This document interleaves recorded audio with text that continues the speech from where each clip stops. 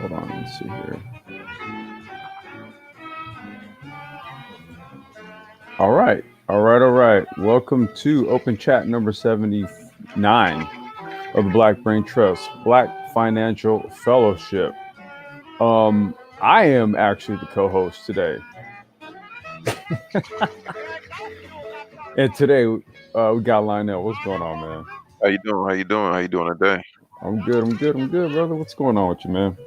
Not much, not much. I thought about doing this because in the manosphere and all other sections of YouTube that's related to the manosphere, I thought we could have more financial talk.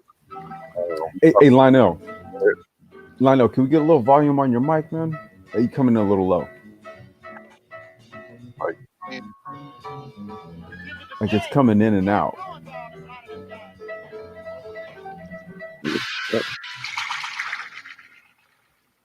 Here, let me try this. is that? Oh no, that's not. Wait. Go ahead now. How do you sound? Let me go ahead and talk. Check. Can you hear me? Okay, now you sound good. Okay. All All right. right. Yeah. Okay. Yeah. Like I was saying. And I thought in the manosphere and all other sections of YouTube related to the manosphere. Mhm. Related to the manosphere, there should, since we talk about a lot of other subjects, need more financial talk in it. In it, and Mhm. financial talk. Um, in, You know what, Lionel? Let me do this, man. I think I'm gonna have to do this. All right, let's try this now. So I was still getting a little bit of choppy sound there. mm, Go. How about now? Let's see. all right, check.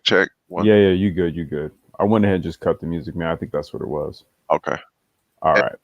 and in finance, it includes investing, managing money well, just common sense things. Everything short of actually going to a certified financial planner Got you. to make people more comfortable. If you want to, if a person wants to go to a certified financial planner, they won't go in blindly. They'll have some level of understanding, a higher level of understanding. Right. So it'd be something where they're literally going to them because they need the services of someone who's certified. Right. And if that person knows a little bit more than what they know or can introduce them to some other things, they'll be meeting with that person on a level that is not low entry level knowledge to finance.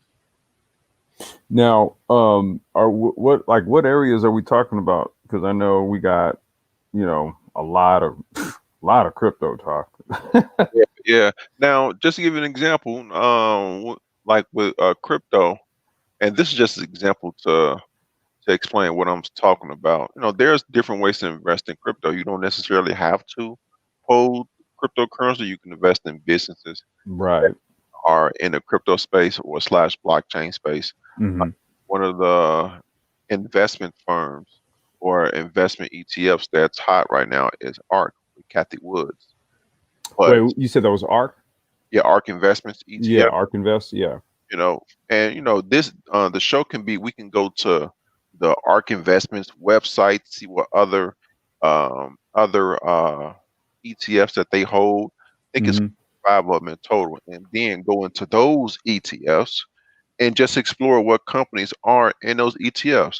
So just to give you an example of what I would like this financial fellowship to be about. If you have any questions on, okay, what does the Fed do? We'll go to the Fed website. What about the Treasury? We'll go to the Treasury website. But this first one is more of an open discussion, open panel, just to gauge where people will want to talk about in future shows. And me, I don't do too long of lives, maybe an hour and a half. Yeah, If- we're gonna keep this one because we're gonna. I got another one going later, so we'll keep this one. I know you, Lionel. You don't like to. It's like you put an hour in on it, and it's like, all right, man. yeah, But this is going to be an ongoing. The whole point to this is sort of like the opening to an ongoing series that's primarily it's going to be co-hosted by myself and hosted by Lionel, in getting more of a solid financial fellowship established. He laid out all the objectives already. Like, these will be a series of ongoing discussions. Let's just say much like the IT certification chats, for example, right? Mhm. They're ongoing. We're always exploring all of the various vehicles for investment, financial instruments, opportunities, all of that. So this is just going to be an ongoing series, but the whole point was to kind of just open this up, just to kind of get a dialogue going to pick brains. Yeah, right, right. And we never know. We never know who has experience in the financial field that can put in more information. Again, the the title of this is a financial fellowship. We fellowshipping about finance and the different aspects of finance to help us as Black men become better financially in the future. We're fel- Right. this is a financial fellowship. Yep. And I think that that's something that we need to have because it's more comprehensive, than just kind of like just it's a little more comprehensive than just general conversations, Hmm. Hmm. right? You know what I mean? Like where you said, okay, we're gonna pull up websites, we're gonna dig into this.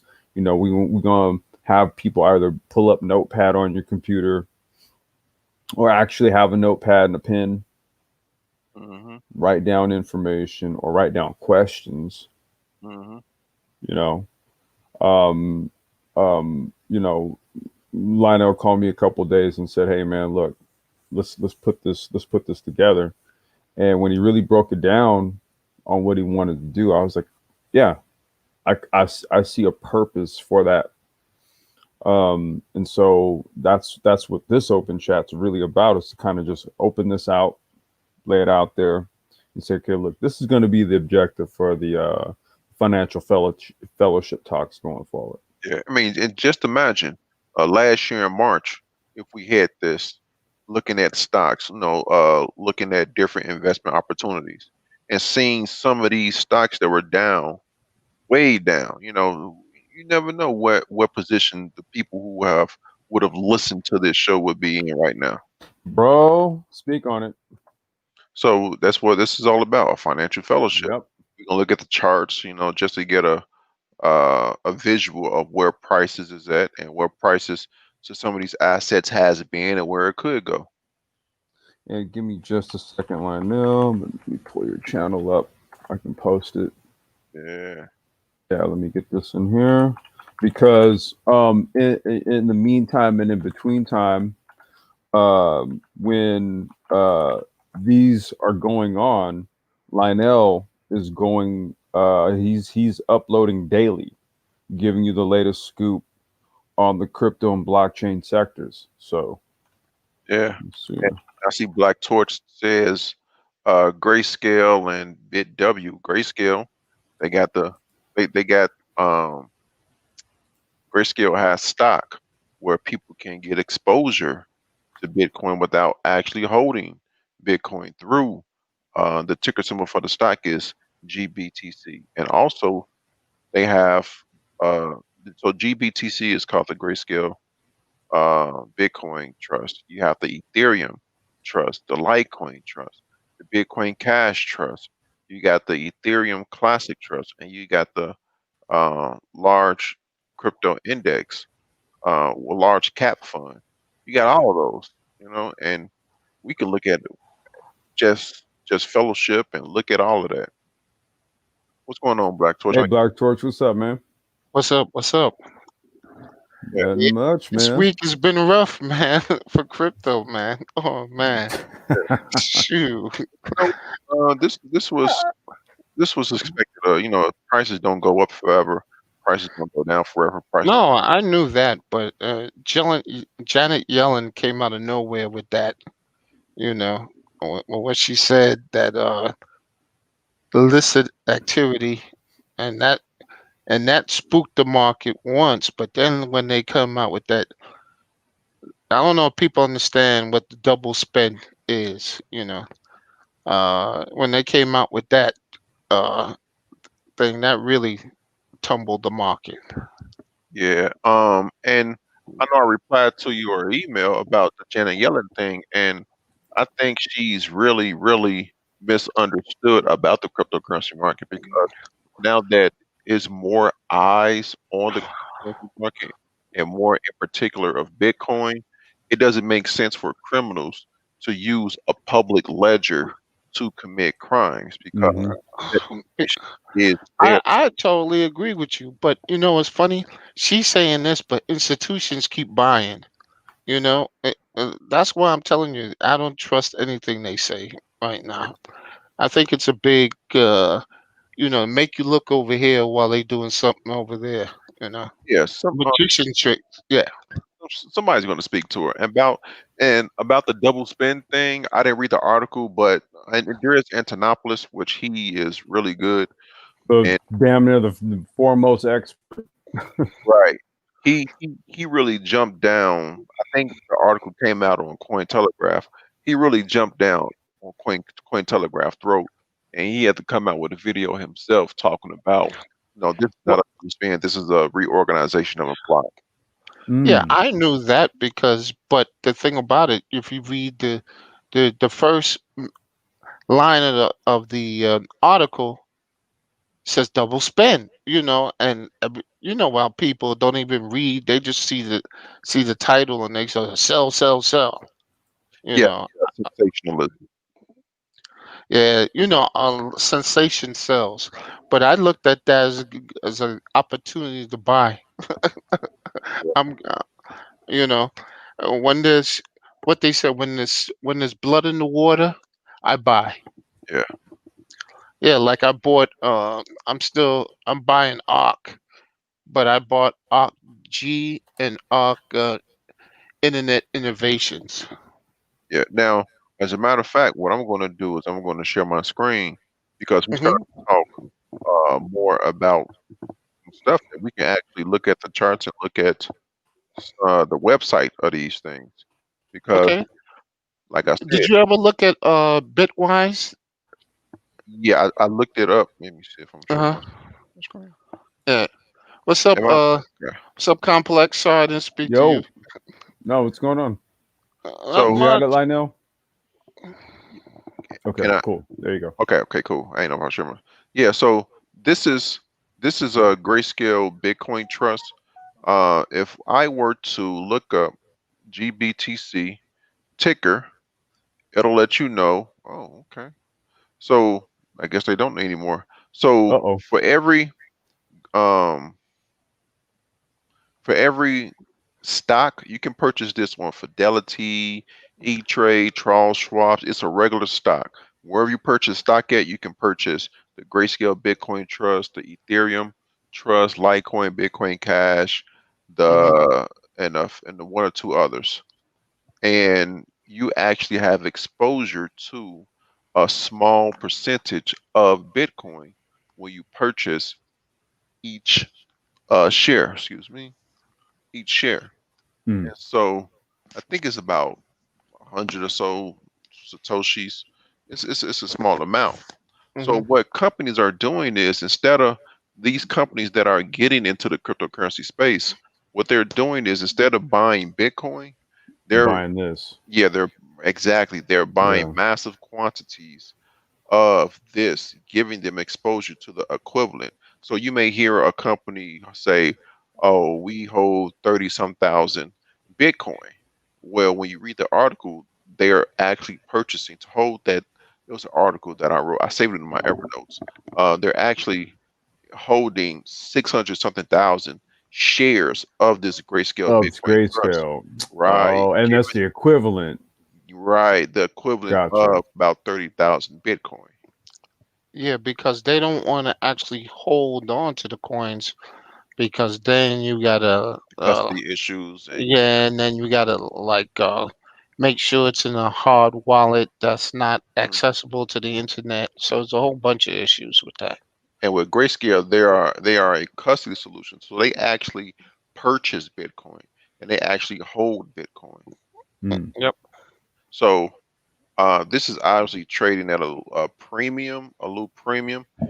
So if this stock was trading 1 to 1, not 1-to-1, but the equivalent of Bitcoin would be about. So Bitcoin right now is 32,000. It would be at 32. $32,875. So this would be Oh, I $32.87. see. Yeah, so you see what I'm Hmm. saying? So Mm-hmm. Bitcoin is at 32,875. But This would be this right here it is would at 34. right. So it's trading at like Was like a $1.50 premium. yeah. So it would be the equivalent of $32.87. Right. And also with they got the Ethereum trust. Now, this is a monthly chart. As you all see, this candlestick, right, this green candlestick is wicking. Mm-hmm. This is what you call a doji. A doji. This is I believe a gravestone doji. It's called a gravestone doji. So actually, and we're going to go to the arc also. So Okay, because I had pulled it up. Okay, but you got yeah, you're gonna screen share. Okay. yeah. So doji. And I think Jamal White is asking a question here, Lionel. Is there a dividend? I'm not sure if that was No dividend. No dividend. Okay. No dividend. So this is, I think this is a long-legged or gravestone doji. But basically, price went up all the way up here to a high of $48, and then it right now is retracing. And this is a derivative of Bitcoin, which means you will look at Bitcoin's price action, And and that's this going to be tied into it. right. And Yep. same with the Ethereum trust, which is right here. Mm. Same with the Litecoin trust, which is right here. Same with the Bitcoin Cash, Ethereum Classic, and the Grayscale Digital Large Cap Fund. So this is a way for people to get exposure to Bitcoin without actually, or to any other cryptocurrency that through Grayscale, without actually holding the actual cryptocurrencies. This is good stuff, I know. Yeah. Now imagine down here, this is a monthly chart. In March of 20, the low to this was $5, $10. $5. Right. So And we're at 34.45. Yep. Wow. It made a let me hide this. It made a series of lower lows. Wait, let me move this out of the way. This was a low right here, and it started making a series of lower lows. This was a right not there. Lower lows, higher lows. Higher lows, and then the one where in March. In March, which means it's starting to pick up. Pick up, right? So every time it dips, the dip is higher than the last one. Yeah. Right. So now Black Torch mentioned ARK, ARKK. Yeah. So we're gonna go to the ARK. You click on that. This is the ARK Innovation ETF. So what I'm going to do, I'm going to type ARK Investments, and we're going to go to their website. And if you guys haven't subscribed to Lionel's channel, please do so, please. Yeah. Now, ARK's website is ark-funds.com. And what you all can do is at the top, there's a drop-down menu. They have ARK ETFs and an overview of all of their ETFs. So they have a few ETFs, actually. They have like 6 of them, 6 or 7. Yeah. So this is an overview. It says Johnny Blaze has been mentioning a lot about ARK Invest as well. Right. So they got 1, 2, 3, 4, 5. You got the ARK ARKK, which is the ARK Innovation ETF. This is the one we're looking at right now. This is the monthly chart. This thing has just been on a tear. Look at that, man. Look at that ascendant line. A tear. I mean, in March of last year, the low of this thing was $33. The high was $55. Now it's $146. Then they have the ARK Q, which is the Autonomous Technology and Robotics ETF. That's where that's right. That's where I that's yeah. That's so that's we're what gonna I like. type in a ticker symbol ARK Q. Still on a tier. I invested in ARC-G. ARC-G. All right, And so ARC-G is the genetics. we're going to go over, Uh-oh. and then ARC-G is the Genomic Yep, Revolution ETF. So we're going to go to the that's charts and that's type in CRISPR, all of that. That's right all of that. Yeah. ARC-G on a See? tear. All of them on a tear. And then Wow. we got the ARC-W, which is the next generation ETF or next generation internet ETF. ARKW on a tear. All of them are. On a tear. And then the last one is the ARC-F, which is the Fintech Innovation ETF. I don't think that one is on the tier as much as the other ones, but we're going to look it up. What are you talking I was about? wrong. I was wrong. Now this Look one at is, that. I think this is the cheapest one of all of them. That's why I probably But said that. still. I know. Yeah, but this one might be cheapest, but the one that has the best, it's in a niche market, is genomic one. All A right. So lot of them overlap. If you read their, yeah. a lot of them overlap. Like a lot of Mm. them, you know, they got the Teslas, they got all of that Yeah. in there. But the genomic one was unique. That's why I looked at that one So we're because going to go to the genomics ETF and see what is a part of the genomics ETF. What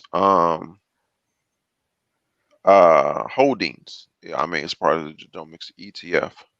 So we got Teledoc Health, which is a 7.27% weight of this ETF holdings. We got Twist Bioscience Corp, Pacific Bioscience of California, CRISPR Therapeutic, Mhm. that's the one that with the woman that got the Nobel Prize. Which uh, one? What was her name? The one out of University of San Francisco. No. Which one? CRISPR. CRISPR. CRISPR Therapeutic? Yeah. Oh, okay. They got Caradex Inc., Regeneron Pharmaceuticals, Exact Science Corp., Roche Holdings, Vertex Pharmaceuticals, and Fate Pharmaceuticals. Now, the one everyone familiar with, like Black Torch said, is CRISPR Therapeutics, and its ticker symbol is CRSP. So we're going to type in Yeah, we're gonna look up CRISPR because CRSP up in this bad boy. Why? Because we fellowshipping about finance. That CRISPR, and we see a healthy climb there. yeah. Now I'm coming from a technical aspect. Mhm. I got my two momentum indicators now. I got a MACD and a stochastic. We are highly overbought on the stochastic, and we had high levels of positive momentum on the MACD. So we can this is areas where pullbacks does occur. Okay. Like a However, little bit of however, overinvestment. yeah, but however, you know what happened during this time? They used CRISPR to um, cure sickle cell and blindness. So the thing took off like crazy. Well, isn't that behind? Isn't it also behind Moderna's COVID vaccine? Yep. All of that is behind that Yeah. CRISPR. So all this is just taking off now. Right. Now, even though companies have good news, that good news does not always mean price is going to go up. You know, it prices because you got to understand this. The people that are participating in this market are humans. Some people think, okay, you know, I got it down here, and it's up at 100. I got it at $38. Is at $188. I'm a Some people dump. think, you know, it's time to take some profit off the table. Mhm. Yeah, that's Even the 80-20 rule people do. They take 80% off the table and leave 20. But I didn't do that. I looked at it I look at it like this. This is on the ground floor of this genomic revolution. And I'm looking at all the diseases and all the vaccines that they can come up with this thing. So that's what I'm looking at. I'm looking at it long term. This is, yeah, and you that's know, fine. Long term, fine. You know, I just yeah, I'm just pointing out, just because there's good news in a company, no matter what the company is, it could be Apple. You know, that Yep. doesn't necessarily mean that the price is going to go all the way up all the time. People take profit. People Yep. people take profit, and if enough people take profit, you know, price can go Price. down. Mhm. Oh no, I hope people take the profit so I can buy again on the dip. So Uh-uh. yeah. So Remember, now I'm doing biotech. I know what I'm talking about. I want people to take profits. with this ARC, what's the name of this again? This ARC G. OG. Yeah, the heaviest weighted holding in it is Teledoc Health, and ticker Mhm. symbol is TDOC. So let's see what they looking like, and we're looking at the monthly charts of these assets. So yeah, they they doing well. Yep. You said that's Teledoc. Yep, this is Teledoc. So that's basically a fund that's putting money into technology relating to telehealth, Yeah. Um, Telemedicine. telemedicine, I should say. I'm sorry. Yeah. okay. Heard Dr. Phoenix speak a lot about this emerging industry. Yeah. Health services, hospital nursing management, TDOC. I should look up bar chart to read what they are about. And I But think you can go Speak also of the see doc. investing.com also has write-ups on them. okay, Yeah. yeah. Uh,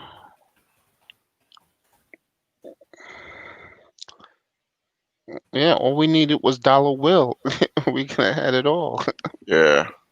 Dollar Will, man. He's This is his ballpark. Um, I for, oh, profile. It's right in my face.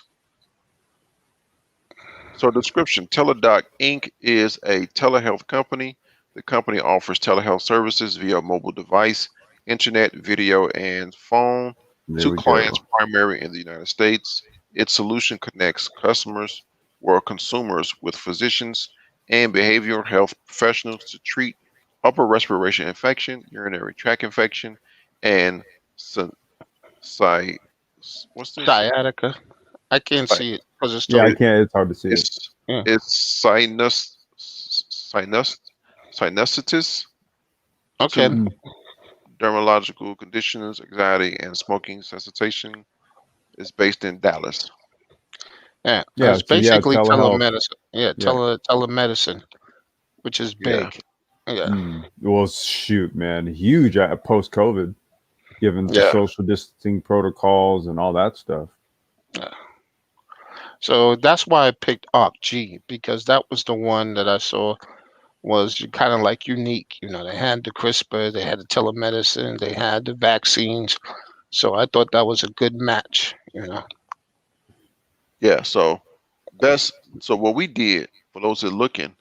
Um, if you want to invest in something, this is a good way to look at what you want to invest in. Wait, and can you give the CFP Oh, so disclaimer, Lino? yeah. We're not financial advisors. If you want to Yeah. find a financial advisor in your That's area, CFP dot. What was it? net cfp.net. CFP. Let me post it. Yeah. Yeah. Now, Ulysses, which one did you? It was the innovation. I think it was the autonomous technology and robotics. Yeah, I think that was the one he was looking for.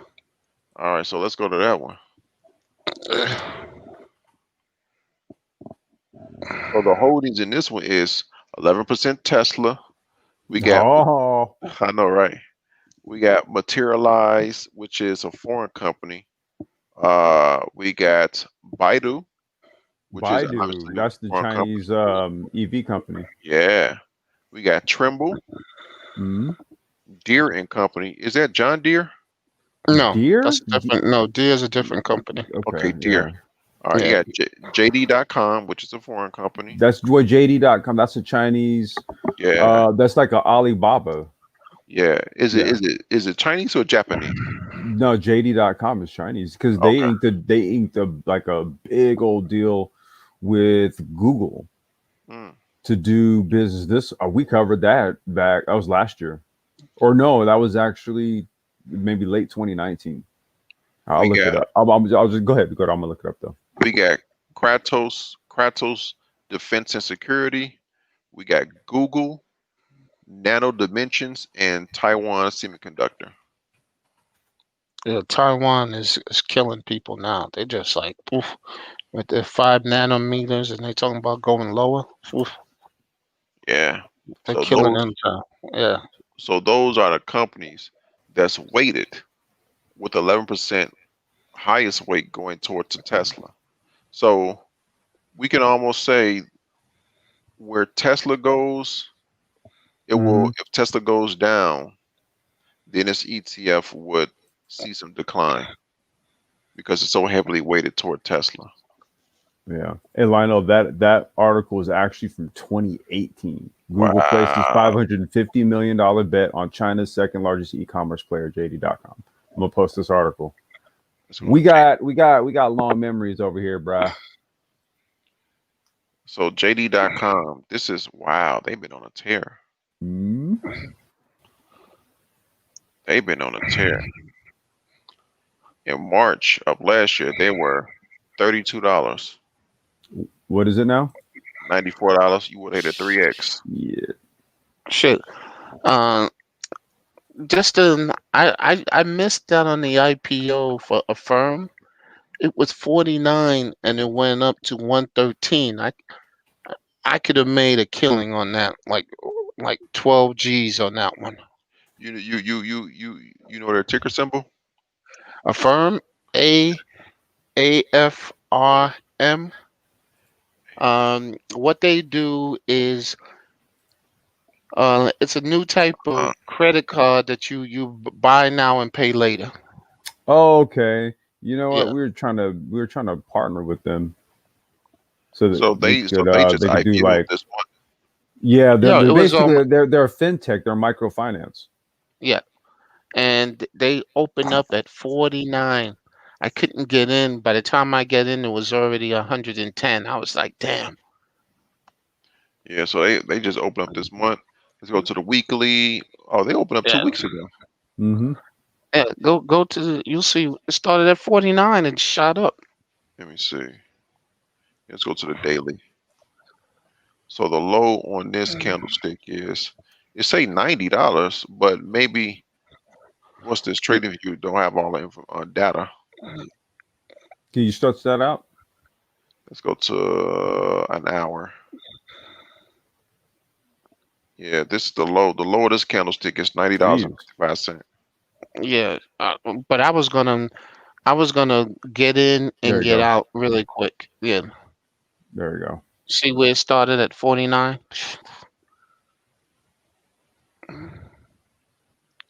But there's another one coming up called Sana Bio. I'm trying to get in on that one too. Okay, they don't have it out. It's not listed yet. No, it's coming out on the end of the month. Uh, yeah, that's why I try to tell people you got to try to get in on these IPOs. You know, Mm-hmm. Mm, I think this is their and website. one thing I got to tell people, you don't realize you might look like your stock and had a lot of money, and you don't make no money until you sell.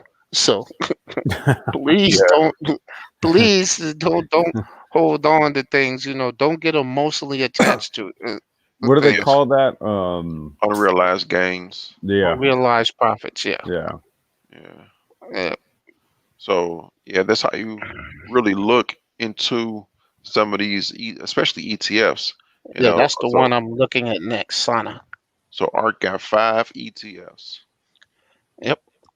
Now I wonder what this next generation internet is about. Ooh. So they got The next, that's probably like CubeSat technology. Like look at this. drone and satellite based internet. Look I at wonder. this. Tesla, 9% weight. That's okay. So that's Skylink. Oh, Yeah, that's what I mean. So next generation internet is going to be like, well, let's go through it. when they Skylink is a Well, private remember, company, right? remember, this is what I'm talking about. They overlap. A Yeah, lot of these things Right, overlap. So right. that's why the only one that didn't overlap was ArcG. That's why I took that one. But all of these overlap. That's why I kind of like stayed away from a lot of the other ones. they got Okay. Roku, Roku. Teledoc, Square. You Wait, got great. Teledoc was that the other? No, that's not the other one. No, That's a different Teledoc was in the other one. Yeah, Yeah, ArcG, yeah. they got the Grayscale and Bitcoin there you Trust, go. 10 cents, which that Tencent. makes sense. That's the Chinese Chinese. firm, right? Yeah. Yeah. Spotify, Spotify. Netflix, Yep. Pure This Storage. is kind of like a more of a kind of like a general Yeah, yeah, okay. Pure Storage and Facebook. Right. That's what I said. This is more of like a that type of ETF that you would add to your portfolio. Like say if you were at like you work for a company, you had to choose like which ETFs for your 401k, you're just gonna choose the most popular one. That one would be in what we're talking about. That one would be the popular one, right? Facebook, Roku, it's Tesla, it's big companies. Now with the Starlink, this is a private company right now, right? Or is it under Tesla? It's under Tesla, I believe. That's why I went under next generation internet. I figured that was the reason why it's there because I think Skylink is under Tesla. Now, if SpaceX goes public, oh man, I gotta jump into that one. Yeah, that's when I mean, like I've been playing with the Tesla stock because I'm kind of like, all right, I see the long term positioning, right? But you don't see like just everybody going out just clamoring to get a Tesla car like that. They are popular, right? However, when we're looking at like hedging over long term, oh my God, man, you got to see how Tesla's hedged. Well, remember, Tesla is a technology company. It's not right. They're not really an just a auto car company. maker. And now they got enough money; they could buy an automaker and retrofit that. So I don't know, man. I don't. I'm just looking. The way Elon rolls, though, man, he's not going to saddle himself down with something like that, especially when their ability to do business varies from state to state. Now, if SpaceX goes public, you would look into the sector that they would be in, which is space, aerospace. Aerospace. Yeah. And these are some of the competitors that they have. Is got Lockheed. Stable Road, Virgin Galactic, Textron. Is it Virgin Galactic or they have? Okay, it's under Galactic or Orbit. Virgin Galactic Holdings is under. Okay, so a Virgin Orbit's going to be under that. We just covered. Because you know what they're doing now? They're launching satellites by shooting a rocket from under a 747. Yeah. They used to do that with the reconnaissance planes, the SR-71s and things like that. Mm-hmm. Yeah, they just successfully put a satellite into orbit like 2 weeks ago. Yeah. Some of the other competitors would be Leidos Holdings, Air Industries Group, General Dynamics, L3 Harris Technologies, Boeing Company, Northrop Grumman, Lockheed Martin, Huntington Ingalls, and Embraer. Is that Embraer? I can't see. It's too. You got it. I think it is. Embraer. That's a Brazilian company. Yeah. I can't see that. Yeah, my mom worked for General Dynamics, man, back in the 80s. Hey, what's up, panel? Hey, what's going on, man? Welcome. What's up? It's been a while. Yeah, I was going to quickly add. I work in this industry. The darling right now is L3 and Raytheon Technologies. Mm-hmm. Raytheon just came off a merger with United Technologies. And L3 was L3 Technologies and merged with Harris. They don't directly compete with SpaceX, but they're definitely in there, as well as Northrop Grumman a while ago purchased a portion of Orbital ATK, That's their space, real focus on space. But Northrop's more into the classified space. When you start talking about like commercial space, that's where Tesla's really. Well, I I take would this as say SpaceX. them and like what Blue Origin. Yeah, Blue Origin. Right. And technically, Starlink is under SpaceX. Is it under SpaceX? Yeah. But so that's Lionel, then that actually backs up what you were saying even more about SpaceX. Oh yeah, if they go public, If they go public, oh shit. and this what this financial fellowship is for. Yeah. They were trying to get me to go down to Alabama, Huntsville, yeah, to Rocket work out City. there. And I told them, did you say Alabama? I don't Yeah. think so. Yeah, no, it's like a bubble. I mean, you've got every major NASA's there. You've got every major contractor. Blue Listen, Origin's there. I understand that, Yeah. but as soon as I He's like, it's kept hearing Alabama. Alabama, No, I get it. It's something you wouldn't expect. I think there's the most engineers per capita actually in Huntsville. yeah, I know in the that. US. That's what the guy was telling me. He said, "No, go down there and see how it is." I said, "No, it's Alabama." You all I hear dum, dum, dum, dum, dum, dum, dum, dum, dum. Now, Raytheon is a private company, or are they publicly traded? No, it's They're a public. publicly traded. What's the ticker? I'm trying to find a ticker. Raytheon is RTX. publicly traded. Yeah. It's RTX. That's their ticker. Yeah. I know I wasn't crazy. Raytheon Textron, whatever they used to call themselves, Raytheon Textron. Yeah, they're Raytheon Technologies. Now Textron is TXT. That's their ticker. Yeah. Wow, they've been on a nice little run. Yeah, they are. Yeah. Oh, since you're looking at that, also look up Honeywell. Hey, Lionel, I'm gonna step away for a quick second, okay? Okay. Yeah, Honeywell. always look up Honeywell because they came out with something with the quantum computing. Yeah. Yeah, and in general, I was listening to Lloyd Austin get his confirmation, and the big thing with some of these contractors is going to be how they integrate some of these newer technologies into the military, because they were talking about basically falling behind China and needing to implement things like quantum computing, edge computing, 5G, all of those technologies to be able to basically integrate, basically to have a smart 21st century military. Yep. Yeah, but I do agree with you. The holdings in this next gen internet is pretty weak, man. It's pretty weak. That's what I was trying to tell you. That's what I looked at. See, when I make an investment, I always look at what they're holding. And if I see, and then I looked at all the ARC ones, and a lot of them are the same ones again. So I said, the only one that I spoke of that I thought was interesting was was ARC-G. And then I looked at Bitwise BITW, because they have cryptos, but they only have Ethereum and Bitcoin. I think it's like 60% Bitcoin and 30% Ethereum or something like that. Yeah. So they just came on the scene. yeah, it's just that index started in January. Yeah. So Yeah, but whoever's listening, everything that we're doing, it's giving you ideas. It's opening you up to all this financial stuff. Well, I was going to say, DE said that the military already has this host technology and moving into space with it. I think they're trying to integrate it onto their platform still.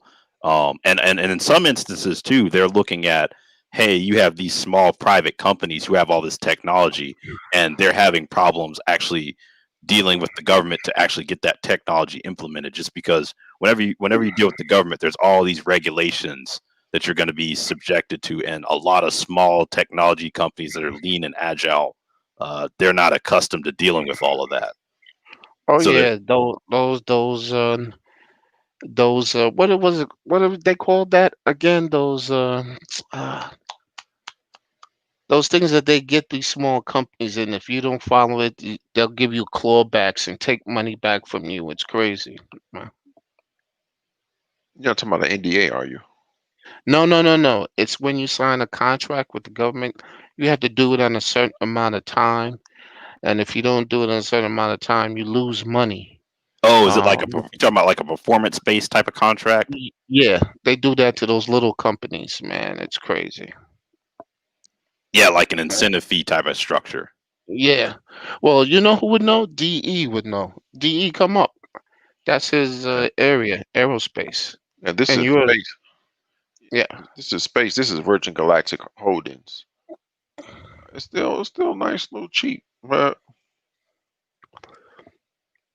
Yeah. The other thing too, talking about Space Force is they got to figure out what to do with it because I'm sure Trump created it, and it's like okay, Biden's reversing some of this. I don't know if he'll actually get rid of it, but how he goes about implementing it and what its role is, I think will be definitely up for review. Um, yeah, I was actually talking to a guy who was in my MBA class who actually was in the Air Force, and like 2 weeks later, he was going to be transferred over to the Space Force because of the project he was working on. I don't think they should.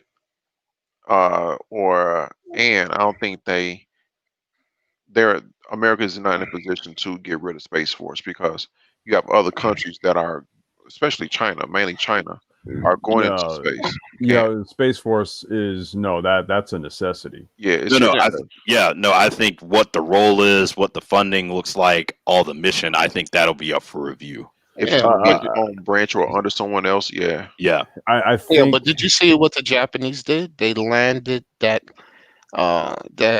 satellite on an On the asteroid, asteroid, yeah. and Took they the time. whoever gets there to start mining those things first. well, Shoot. that's what I was going to say. That's Mhm. the role of the Space Force, which is essentially like pretty much The every other Navy, military yeah. apparatus is to protect your Interest. industrial interests in space. It's kind Yep. of like the Navy, how the Navy protects shipping lanes. There Air you go. Force will protect yeah, asteroid mining. and your satellites too, because that's a Yep. big thing. Is people putting like lasers on laser mounted satellites and being able to knock someone's satellite out of orbit or jam their satellites. Uh-huh. Or do like the Russians did, just get close enough and blow it up. The blow up suicide satellites. Uh, Re-up says when we going back to the moon? That's supposed to be 2022 of Project Artemis. Yeah. yeah. Since they found a way to get oxygen and water from the moon rocks, so that's the plan. So now you're going to have more companies that's going to be involved in this whole space thing. And now you can also see more companies going public to raise, because the purpose of a company to go public is to raise funds. And they can more companies can go public on top of more ETFs. And this again, this financial fellowship. Yeah. Also, too, another move if you have the finances in the network, just an investment group in general, because other companies, some will be looking for public, some will also be looking at the model like the VC model for raising money, as well as even crowdfunding. Like I know when we were doing a project at work, they actually looked up a company where a bunch of the aerospace engineers left. I want to say it may have been Honeywell, and they basically crowdfunded this company to build this aircraft. Yeah, a lot of these companies poach each other's talent. Trust me. They go out and poach each other's talents, especially if they know that they go to LinkedIn and figure out what project you on, and then they try to call you up. Yep. Yeah. So Uh, yeah. go ahead. No, I was just saying, could you anybody else, because we went from Bitcoin to all these other ones. I just want to make sure that we got everybody on. Yeah. Just like I said, this first one was to gauge um where people were at, and on other ones we'll just have tailored themes such as space, such as different ways to get into Bitcoin. Because I was going to bring up this. I went to a site called stockcard.io, and they'll tell you what I typed in cryptocurrencies. What's going on, Dr. Phoenix? Hey, Hey, how you Dr. brother? Phoenix.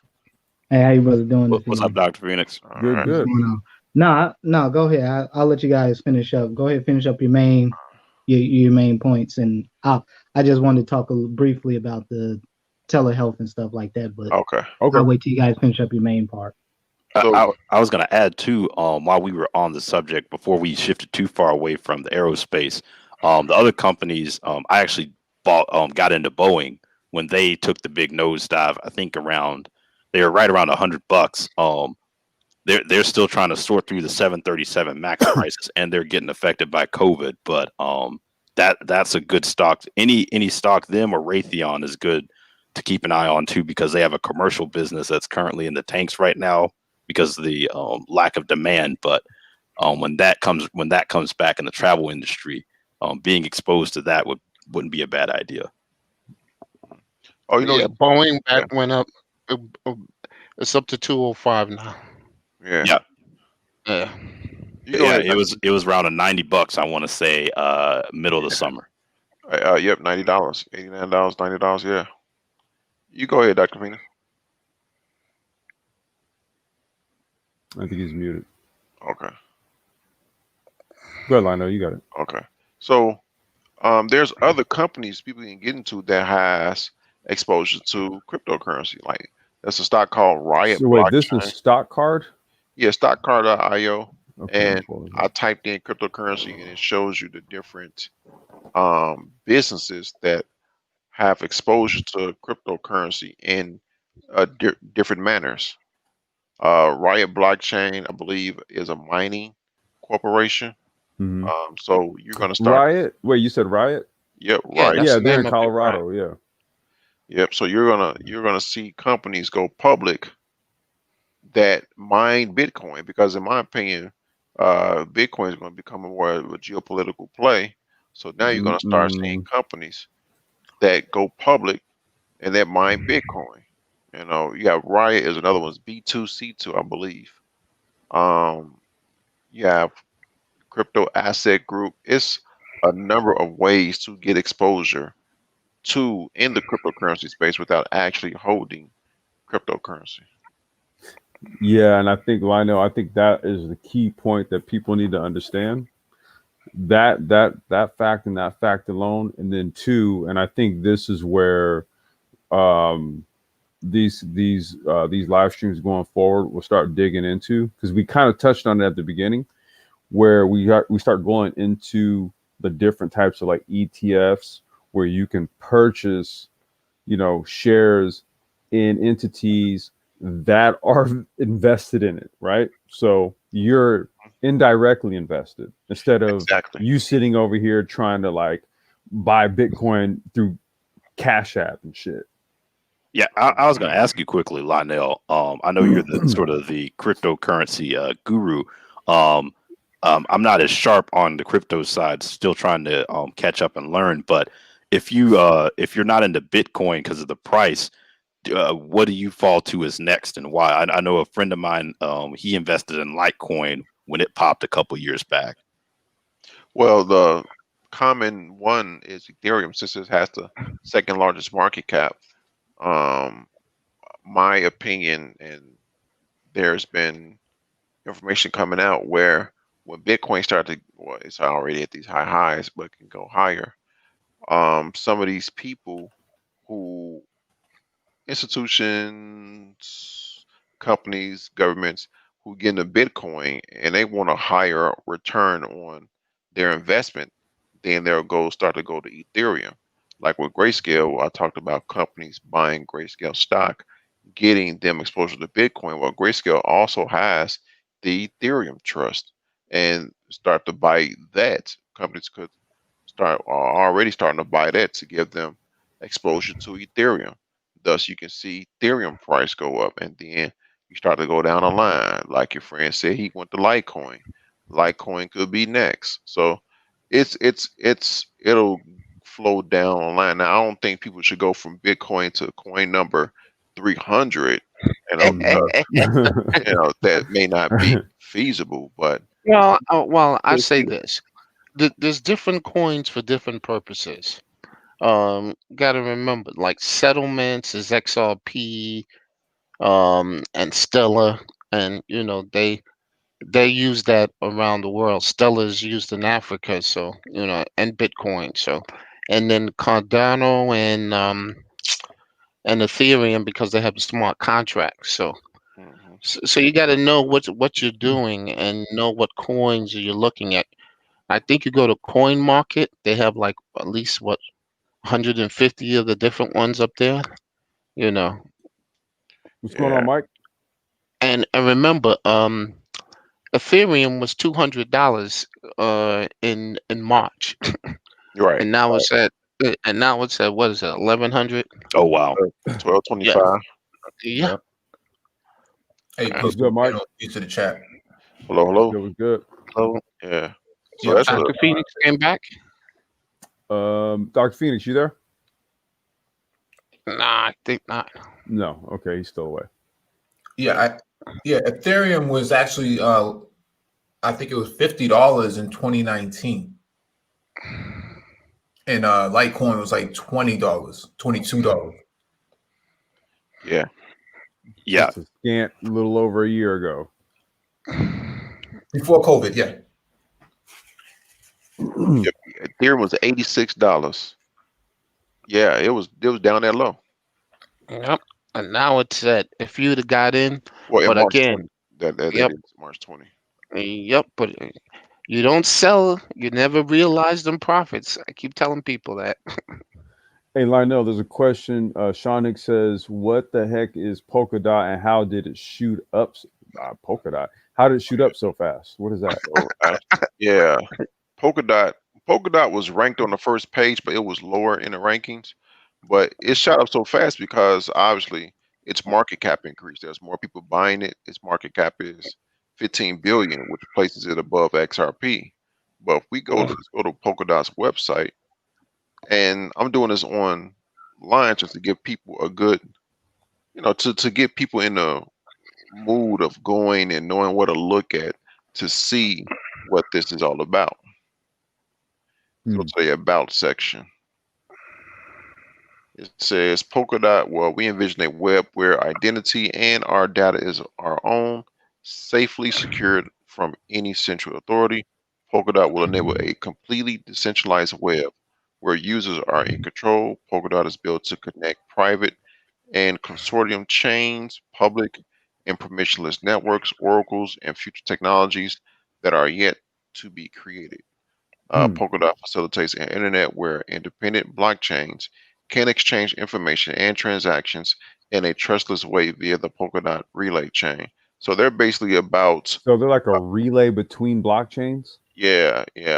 connecting blockchains, connecting different projects that wouldn't necessarily speak to each other if left on their own. Oh, Kind of like Chainlink. yeah. It acts as a broker. It was a broker. It acts as a broker between different platforms. Okay. Yeah, I was going to ask you quickly too, Lionel. Have you seen? Because I believe you can purchase cryptos through Robinhood now, can't you? Mm-hmm. Yes, but you can't take it off the platform. Okay. In general, I've been reading. People have said essentially that I guess with the pandemic and everyone interested in stocks, that essentially a lot of people have gotten into stocks through Robinhood, and that's kind of thrown off the market as far as valuations and some of the run up you've seen in some of these asset prices. I wanted to know if you thought that was accurate, or Yeah, from what you've been seeing. I saw those articles where everyday retail traders are buying assets through Robinhood, M1 Finance, Webull, and they're squeezing out, well, per the articles, they're squeezing out these hedge funds because in any other situation before this, the hedge funds would somewhat move the market on some of these assets. But now you have more and more retail investors get into the space.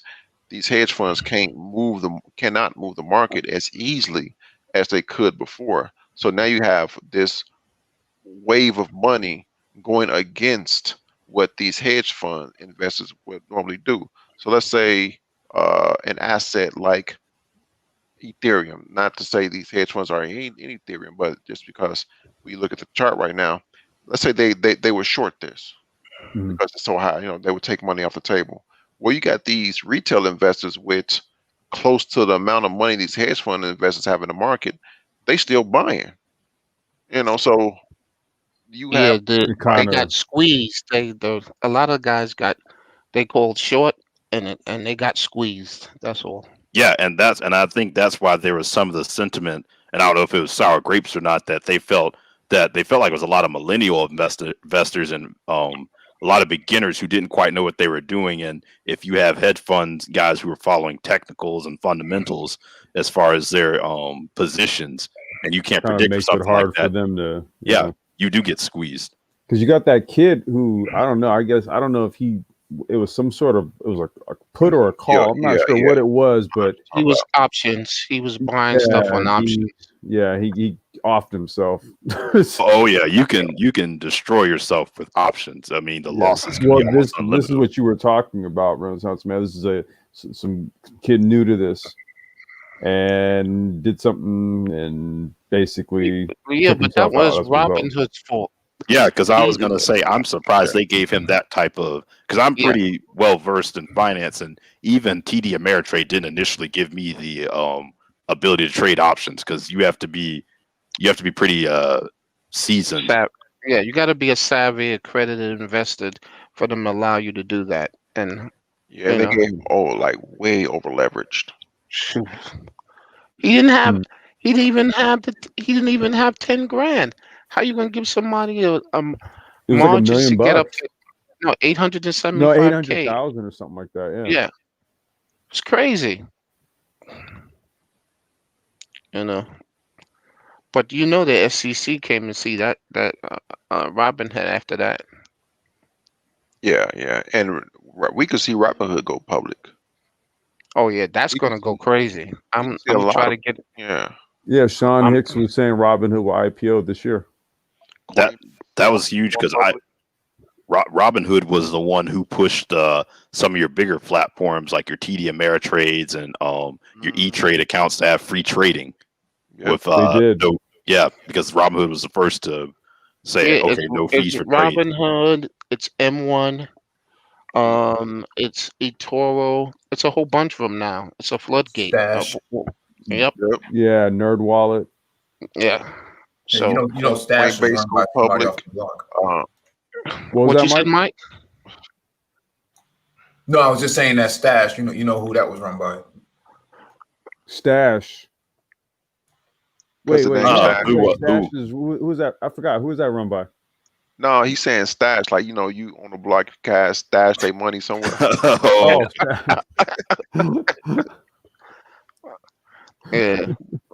So, but the fintechs, the fintechs got the big boys worried. They're really worried about that thing because they got these special what they call those things? SPACs. SPACs. That's now they don't want to go the regular route of doing M&A. They just go to SPACs and raise their own money. So because it's easier.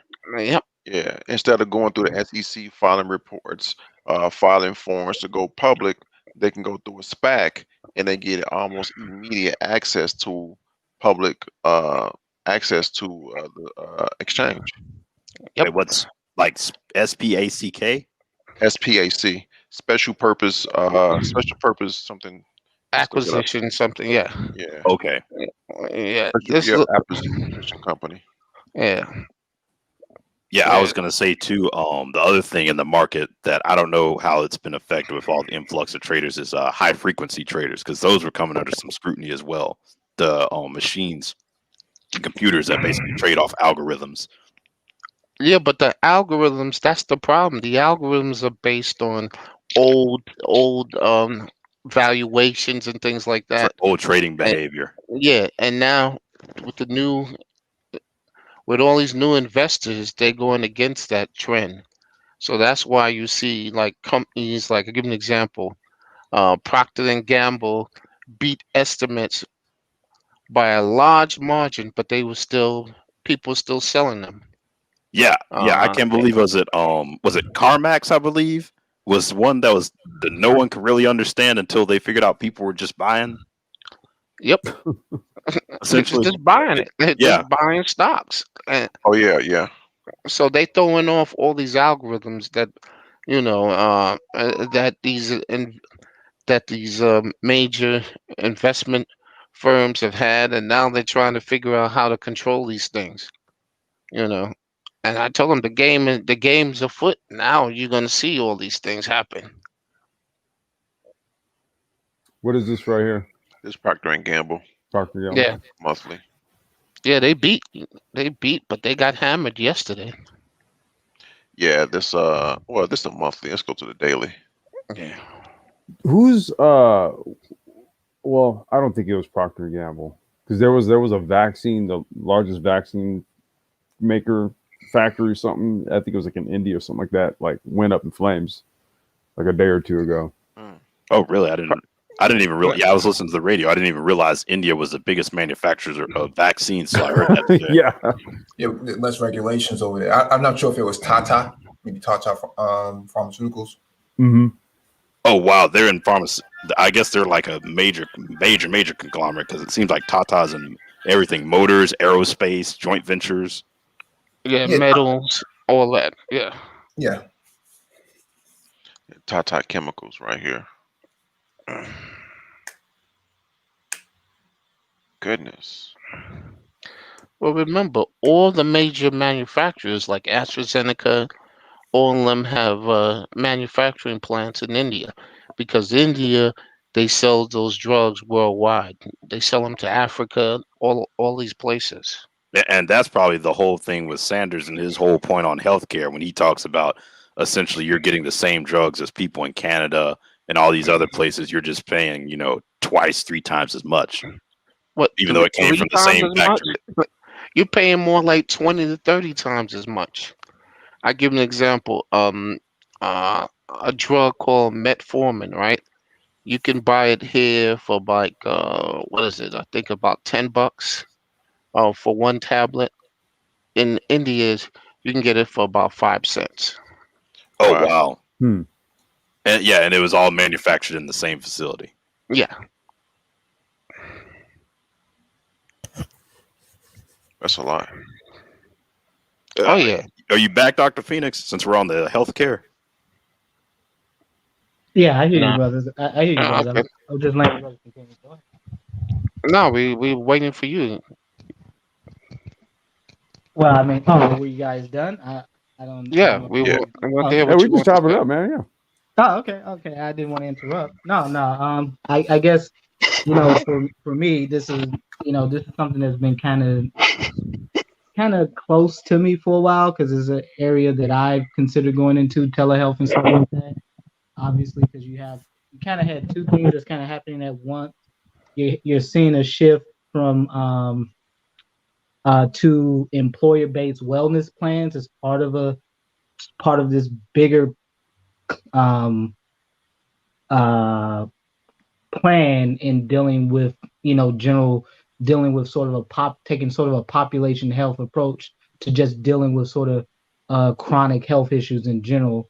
And then you're also seeing what over the last probably about last decade or two, you've seen a big shift where you're seeing more and more primary care docs. Instead of starting like primary care practices, they're doing what is called concierge practice.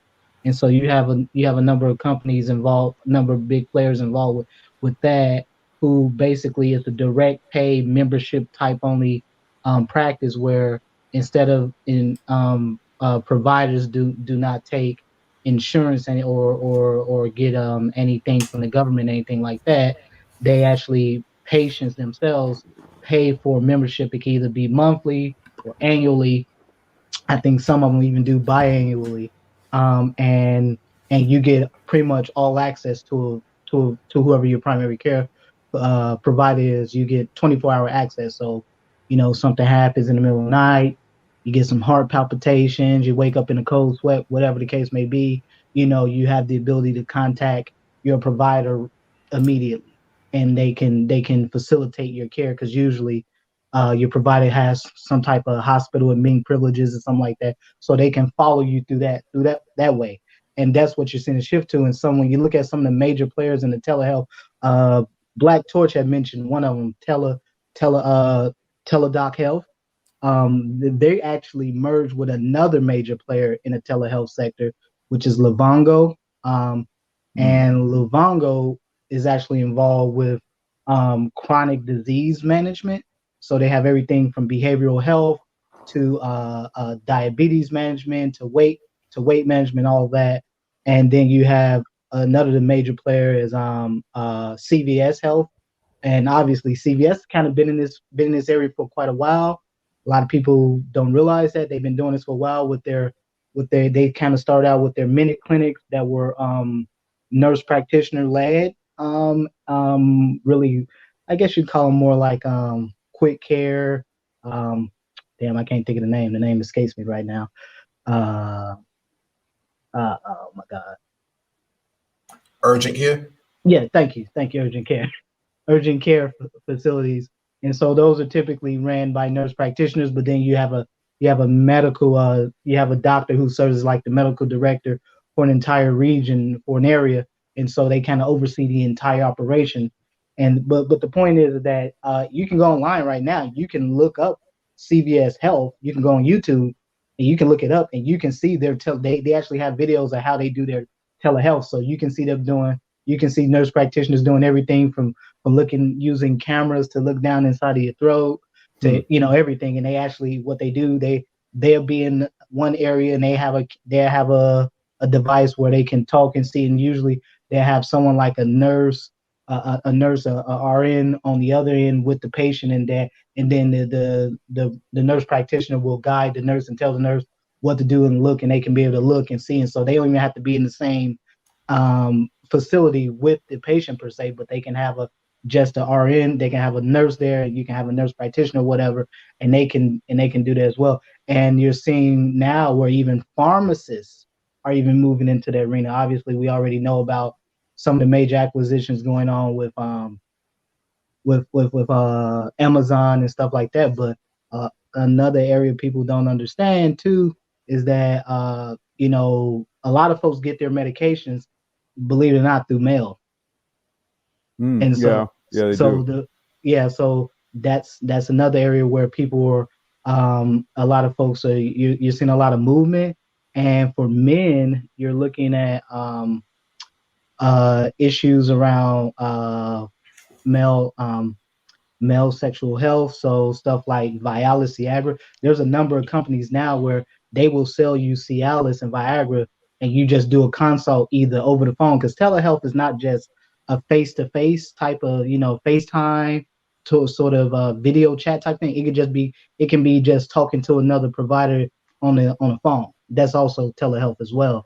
And so there's a lot of companies that offer male they offer medications around erectile dysfunction medications, excuse me. Yeah, because they keep sending me mail all the time. Blue, all these other ones. It's crazy. Because they know men have money. That's one thing they know. Bachelors have money, and they need to tap that untapped market of young, healthy, virile men that can actually spend their money on products that they probably don't even need. Now, the other aspect to add on to what Dr. Phoenix was saying was that CVS wants to go into full hospitals as well. If I remember correctly, I think that's one of the reasons why they bought Aetna, and I think the other reason why they got a drone license as well, so they can deliver their medicine. Now, is that actually Symphony? Walmart is actually stepping into this space as well. So Walmart is seeking to develop their own like urgent care like centers, sort of like what CVS, very similar to what CVS has, except theirs is going to be staffed by physicians. Now, the reason Walmart can do that and not a CVS is simply because Walmart has more money. But on top of it, Walmart is pretty much, they want to kind of make this your one-stop shop for everything. Yep. Where you can get your farm, you can go see your primary care provider and get your prescription filled in the same place, right next to each other. Yeah, up here we have something called a super CVS, which is basically like a multi-floor CVS that basically it does exactly what you're talking about. Super What's CVS, Walgreens as well. I just want to welcome Ty City and Jay. What's going on, you guys? Hey, what's going on? What's going on? Can y'all hear me? Yeah. This Okay. thing says CVS Health collaborates with Cancer Treatment Centers of America to provide in-home chemotherapy. Yeah, so how that works is that you will have a infusion specialist nurse. So these are BSNs, RNs, so these are nurses with bachelor's degrees or higher, and they're infusion specialists. So they will go into a home of a cancer patient and they can actually they can administer chemotherapy in the home. So typically you have to have a background in oncology nursing like that, because you have to have very specific certifications to be able to administer chemotherapy, because it has to be disposed of a certain way and all of that, just because of I see what you're saying. Complex understanding. Yeah. So the point is that a lot of these services can be done outpatient. So I mean, even chemotherapy in most cases is typically an outpatient thing. And so most cancer treatments for the most part are outpatient, unless you have to have some type of surgical procedure.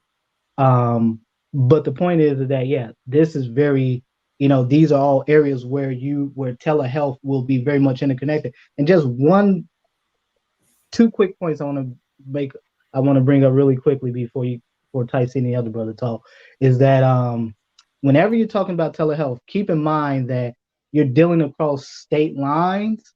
And so every state is different about how they govern, because technically you can be in one state and you may potentially be talking with patients in other states. And so every state has different regulations for what they would consider would be legal and viable. So you need to have some lawyers who specialize in state telehealth laws, because the laws are different per state.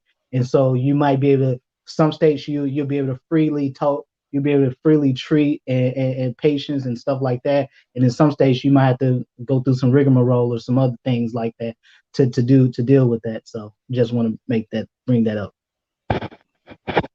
Yeah, but I think they're working around that by whatever state you're in, they route you to the center in that state. They don't to bypass that issue.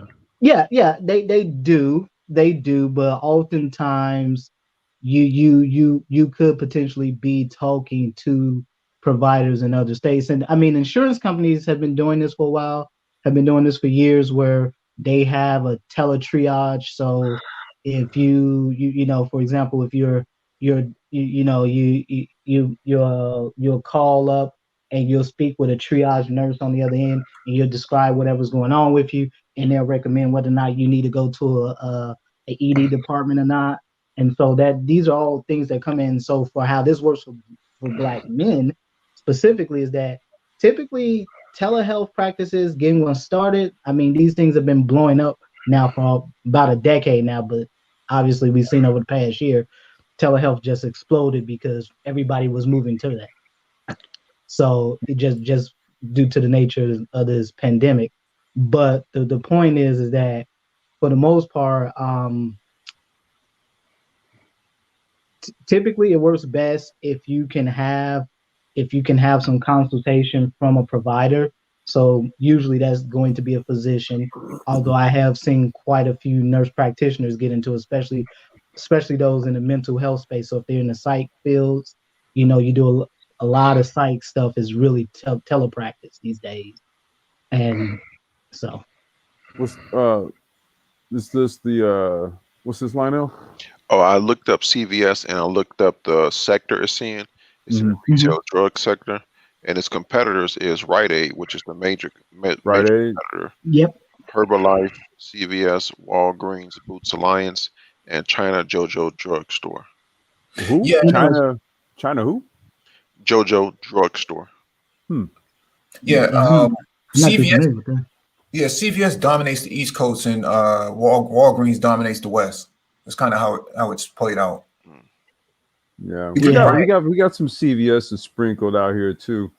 Yeah, but because it's in Woonsocket, Rhode Island, it has like carte blanche on just about every block up here, up and down the East Coast, whereas Walgreens kind of Yeah, we got them on like opposite ends. Yeah, but if you go out to the West Coast, you'll see a lot more Walgreens and stuff like that out there than you would see CVS.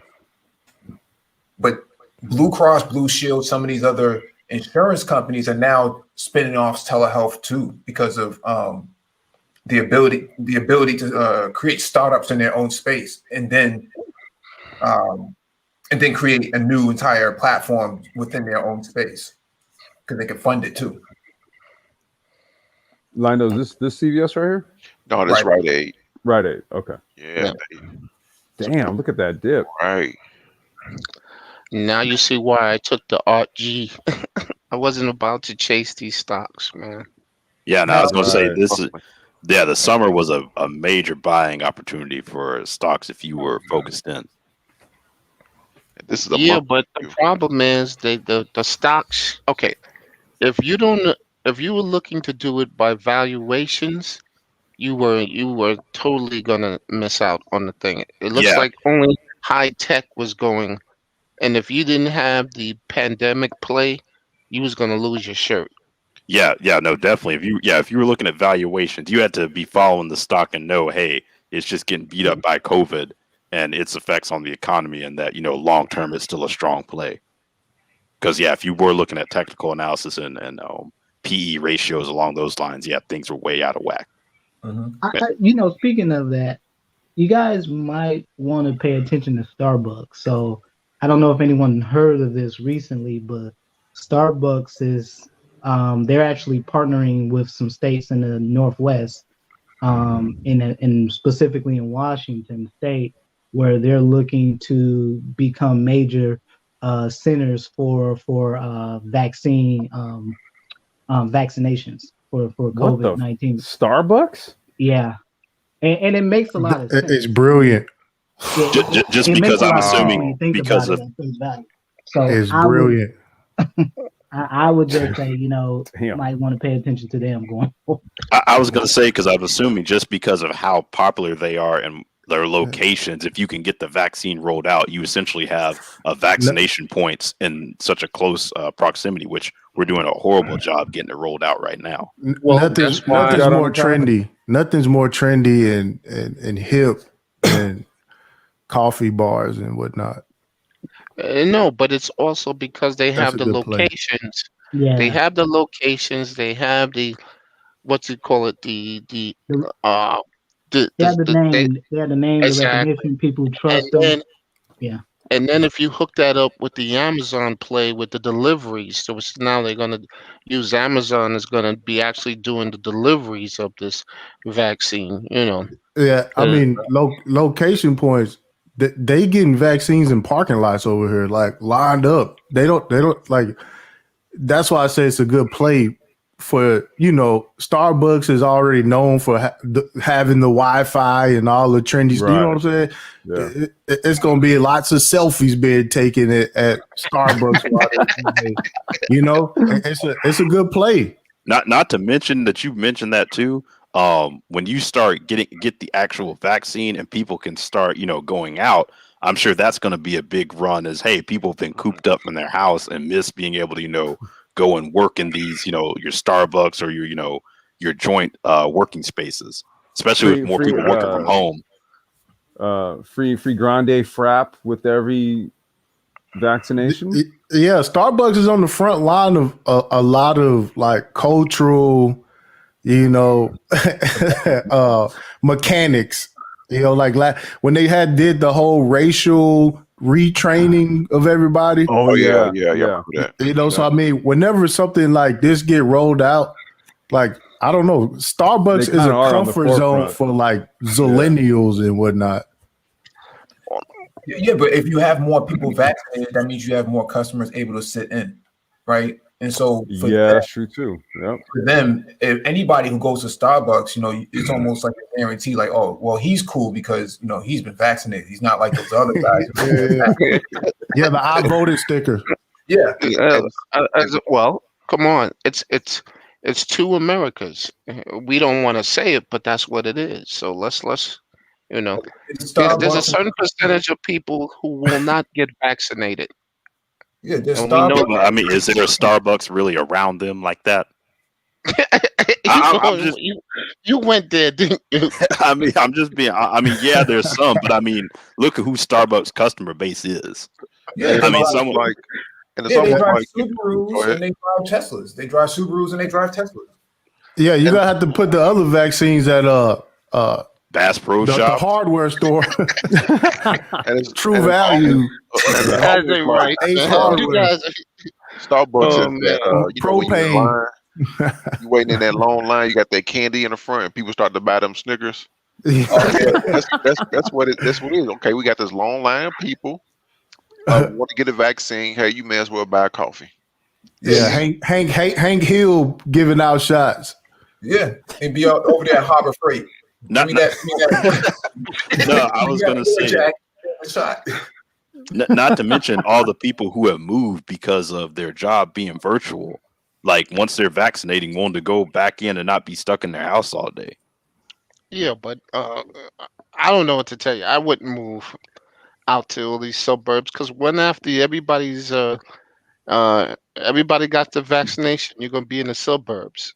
Well, I That's- mean, people who have moved cities, like a lot of people from New York have moved to Austin, or people from Shit, California. California, they left. Everybody's leaving this place. Yeah, but they That's- claim that a lot of people was leaving New York, but we still see them moving back. That's the problem. Yeah, they just went to New Yeah, I Jersey. heard That's that. all. They just moving back. It's crazy. You know? I want to point out that Apple is a $2.3 trillion company. And Apple enlarged. They actually built another big facility in New York with Amazon and all these guys and Yep. Google. They just keep, and I'm looking at them saying like, I thought you guys was leaving. Oh What are no, you they're talking not about? leaving. Not with Yang about to be the next mayor. Shoot, keep I in thought they were leaving. No, because they wanted what was it, a $5 billion kickback, and New York said, "Nah, man, you're not getting that." No, keep in mind they kept a lot of when they parked their money in Ireland and a couple of these other places. Trump allowed them to bring it back and keep it in their pockets. Right, Yeah. but then they still wanted $5 billion from New York City so they could build a headquarters here, and New York City told them no. Doesn't Well, make any sense. I Why, think you cut Amazon had a situation like that too. They passed up New York, I think. Yeah, that No, was but what they- had- and they both came back, both of them. yeah, that was AOC and Yeah. Amazon HQ. Yeah, And they called still their came bluff. back. Yeah, Yeah, they called their bluff. They said, "Nah, you got all this money. Why should we pay you to come here?" yeah. That's why their market cap is so high. 80% of their products sold are iPhones. They can't survive. Well, no, it's iPhones, it's iPads, it's a whole bunch of stuff. No, it's 80%. No, is it's the phones. Yeah, it's the Really? phone. Yeah. Yep. That's At why what- Phones. At what point do we say Apple is an international entity? they are a multinational entity. Yeah, I never said they weren't.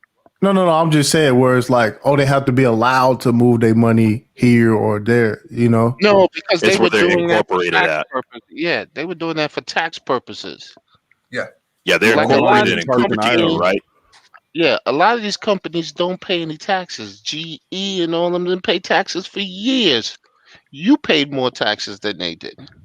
You still do. Well, that's Corporate because tax I'm more rate is like important. 21%.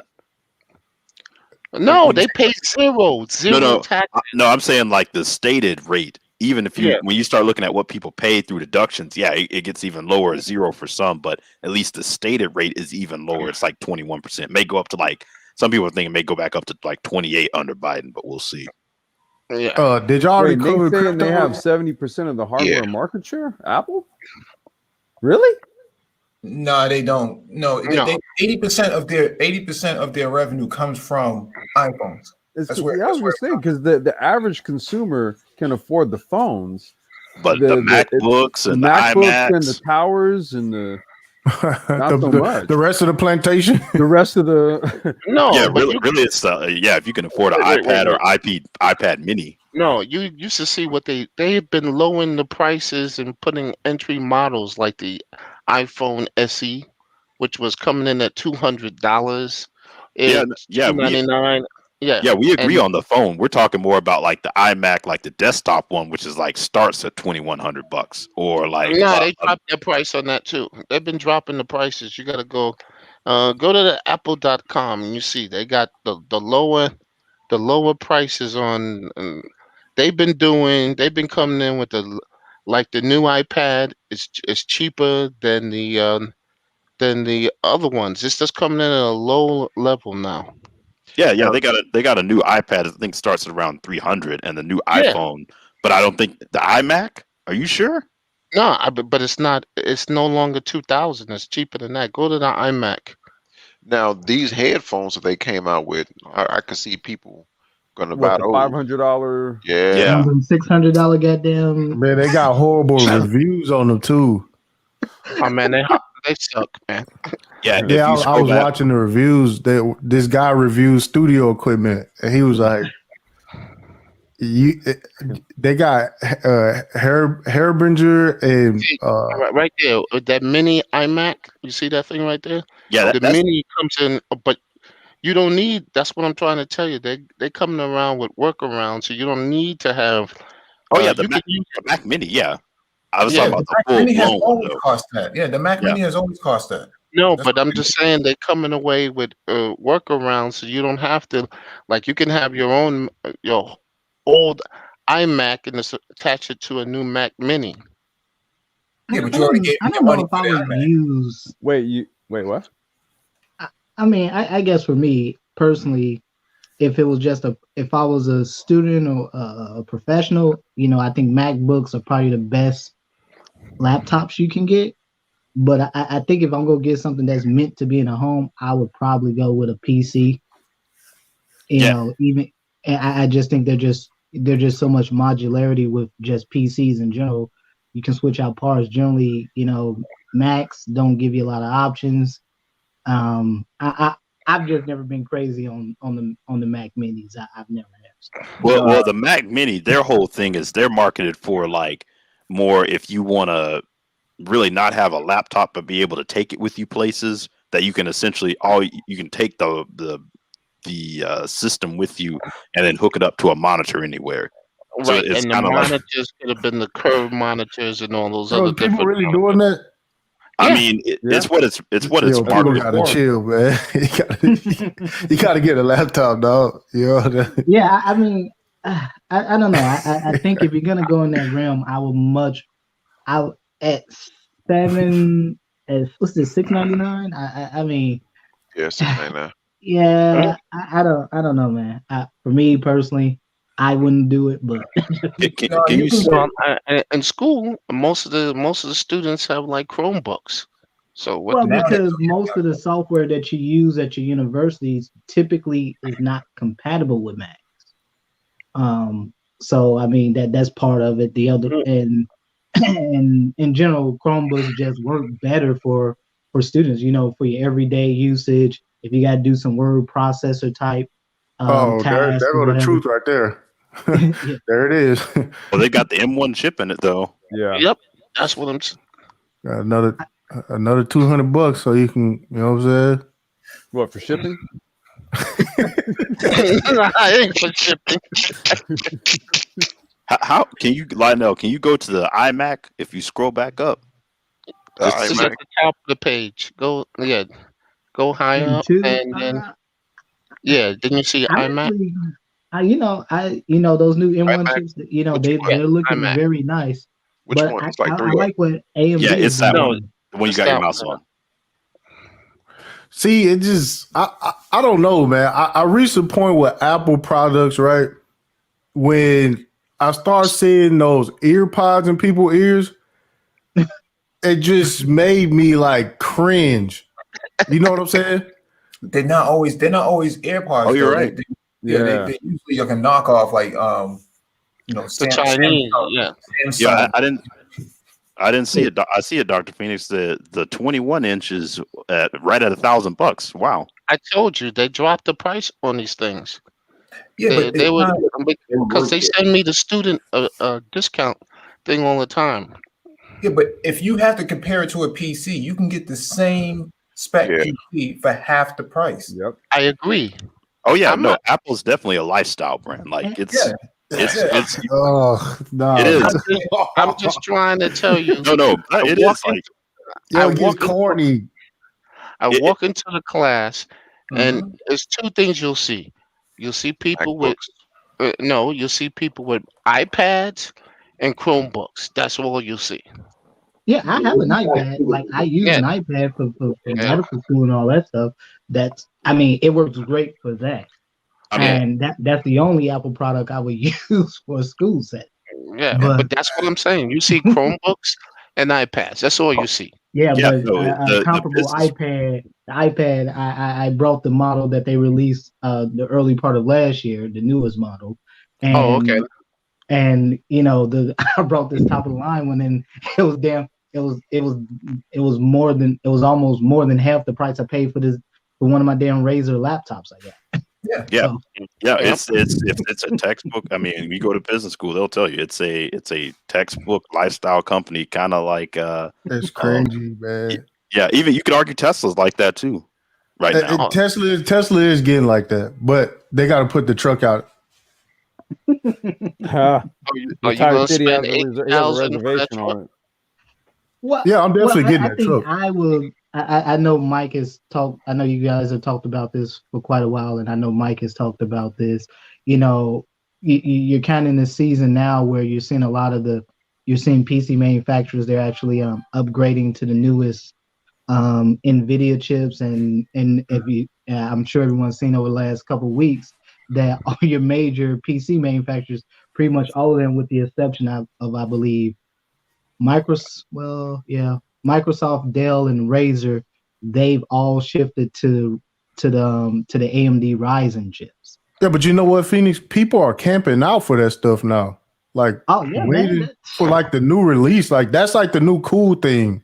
Mhm. But Well, yeah, and because those Ryzen chips just are offering so much performance for the money. I mean, they're about a third of the price of comparable Intel chips, but you're getting, like, in many cases 2 to 3 times the performance. Yeah, that's what I'm saying. It's more like a cyberpunk type.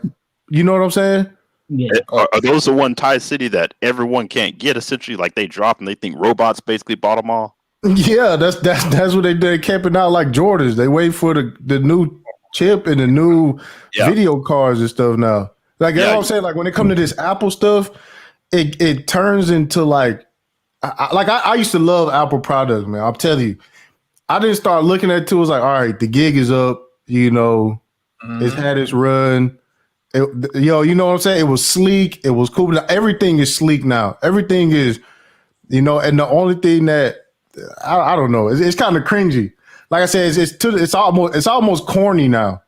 Well, going back to Mike's point, it goes back to it's essentially a cult because not only do you have better specs when it comes to upgrading new graphics cards, like you're saying, coming out, you can go and essentially upgrade your PC versus your Mac. You're essentially stuck.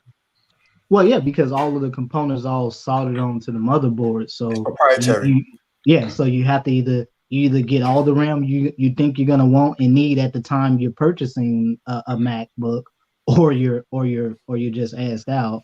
And typically, They got you, fam. No, because the new Microsoft Surface desktops just as comparable to an Apple. Yeah, and I actually like those. Those things are pretty nice. I like those. No matter how good other things are, it's hard. It'll be hard to shake people off of that Apple. You know what I'm saying? They not just gonna say, you know what? Let me try it out for a little bit. No. Yeah. I don't know. For me, I've just always, I think part of, I used to be a pretty religious Apple user. I had the very first iPhone. I used to buy iPhones probably up until the iPhone 10, the X, and then I buy a Samsung earlier that year, then I buy iPhone later that year, and I kind of did that for a while, for a few years, and then I just stopped using iPhones because there were just things that I could do with my Android phones that I could never do with an iPhone. And for the longest time, if you were early into that Apple ecosystem with the early iPhones, you couldn't even. It was very hard to import music. You couldn't even. It was very hard to import music from Apple to Android. And it was very hard to from your PC. You couldn't even do it without jailbreaking no, your you phone. couldn't. I was just about to say that. You know, dealing with music and stuff like that. I remember people was getting the iPhone just so they could be on Instagram. Instagram wasn't on Android for a minute. Yeah. And that was a struggle for some people because they had to get used to iTunes. Yeah, the whole entire ecosystem was something that everyone had to get acclimated with, because with Android devices, it was really wild, wild west. There was no sort of structure to it. Everything was kind of piecemeal. And so Apple got that part right because it's their platform.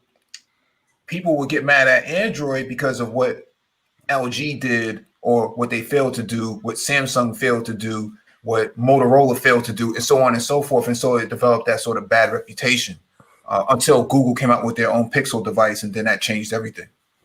People was like 6-7 months behind on 5G just to be on iPhones. Yeah. Well, I mean, Apple, they had, you have to go back to the iPod, right? Like that's where their whole internal content delivery infrastructure vis-a-vis iTunes. It started with this little handheld device that came out back in 2005, right? So by the time you get up to when Android phones come out, right? Before that, Microsoft had Zoom, which was better. That's right. They did have Zoom. And remember, it was Microsoft and Apple didn't invent that handheld that player. It was a company. It doesn't exist anymore. Rio, whatever it was called. The Rio player. Yeah, they invented it, and then you had RCA came out with one. Because I remember that thing was huge, but it was Zoom was a game changer. It's a shame they didn't take it more serious. Yeah, Zoom. I like Zoom. Yeah.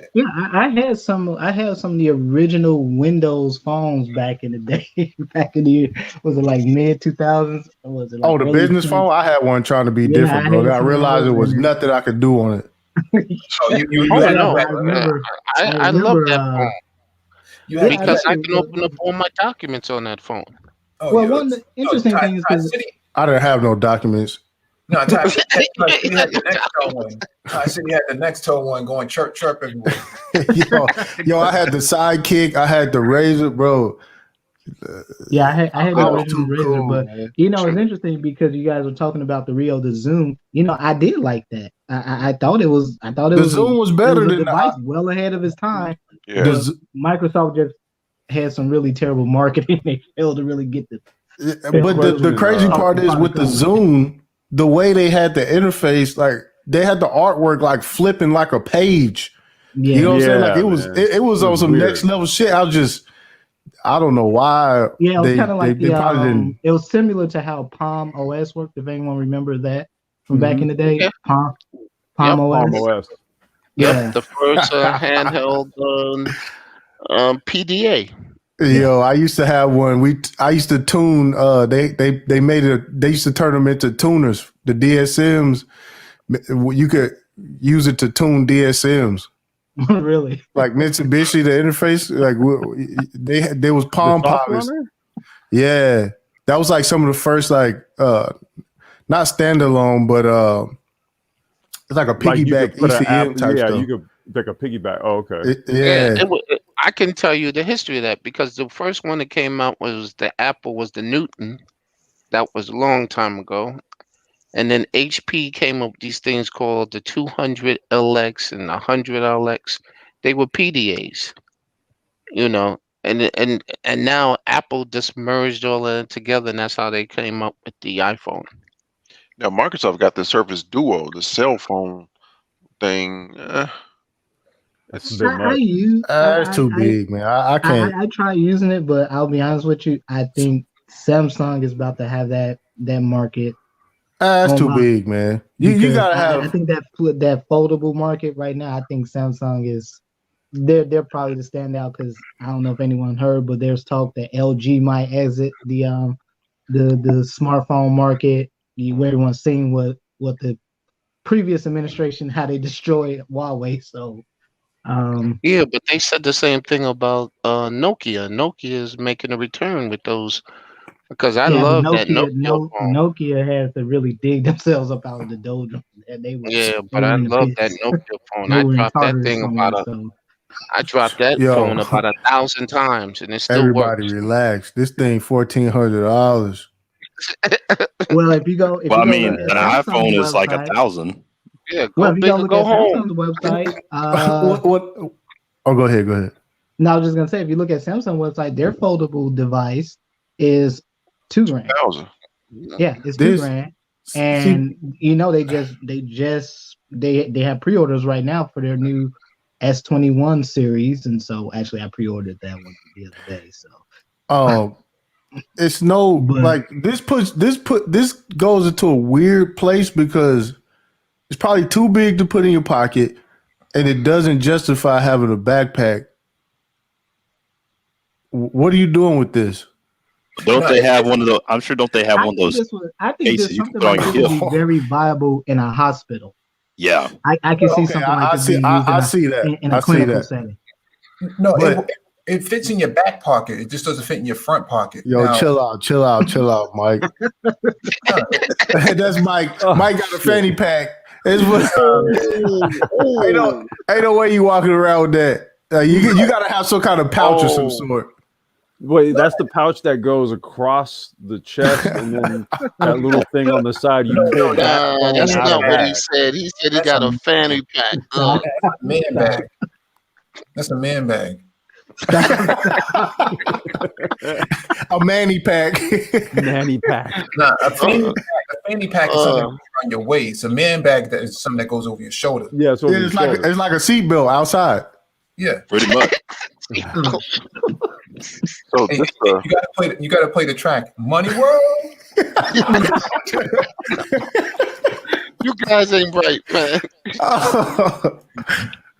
So Lionel, I got a quick question for Lionel. How's that Brave browser working out for you? I like it because the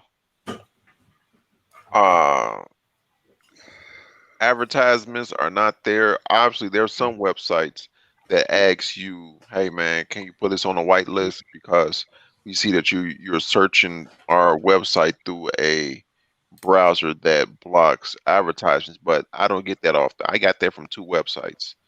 But this, yeah, like when I go on YouTube, I obviously don't see the commercials. There's no commercials on YouTube videos. You know, that big old banner at the top that on YouTube, that's gone. Yeah. So are you generating any tokens with it, or? Yeah, well, yeah. Once a month they give you tokens. Like I get maybe 30 BAT, like 15 to 30 BAT, depending on how much I use it. Okay. Yo, it's a lot of blockchain things going on that I didn't know went live, bro. What's that? I slept on what's that? What's that blockchain out of Japan? I forgot the name of it. People are going live on that project already. Theta. Oh, yeah. okay. Yeah, people. Yeah, but Theta is a video platform Yeah. a play. It's Yeah. like to do like a Netflix type thing. Yeah, all the new And you Samsungs can't gonna buy have a Theta node in on the it. United States. I tried. You can't buy it in the United States. You can't buy a lot of these coins in this country. Oh, you could get Theta. From where? I think Theta's on Huobi. Really? Check it out. Let's check it out. Man, I wanted to hate on Bitcoin real quick, man.